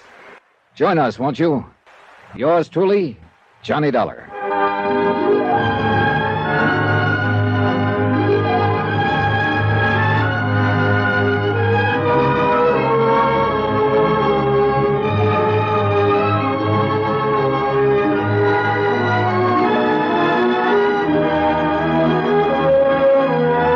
Yours truly, Johnny Dollar, starring Bob Bailey, is transcribed in Hollywood. Written by John Dawson, it is produced and directed by Jack Johnstone. Heard in this week's cast were Virginia Gregg, Harry Bartell, Lillian Baeff, Will Wright, Gene Bates, Carlton Young, Lawrence Dobkin, Bert Holland, Marvin Miller, and Herb Vigran. Musical supervision by Amerigo Marino. Be sure to join us on Monday night, same time and station, for another exciting story of yours truly, Johnny Dollar. Roy Rowan speaking.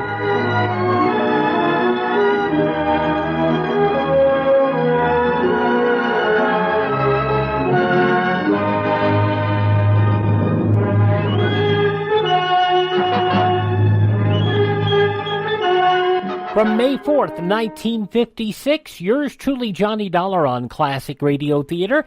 Visit our webpage for more information on Classic Radio Theater collecting and our podcasts. Our webpage is at classicradio.stream. I'm Wyatt Cox. Thanks for listening. Thank this station. Support the advertisers. Tell a friend. The great radio shows are back. Classic Radio Theater here on your favorite station and the USA Radio Network.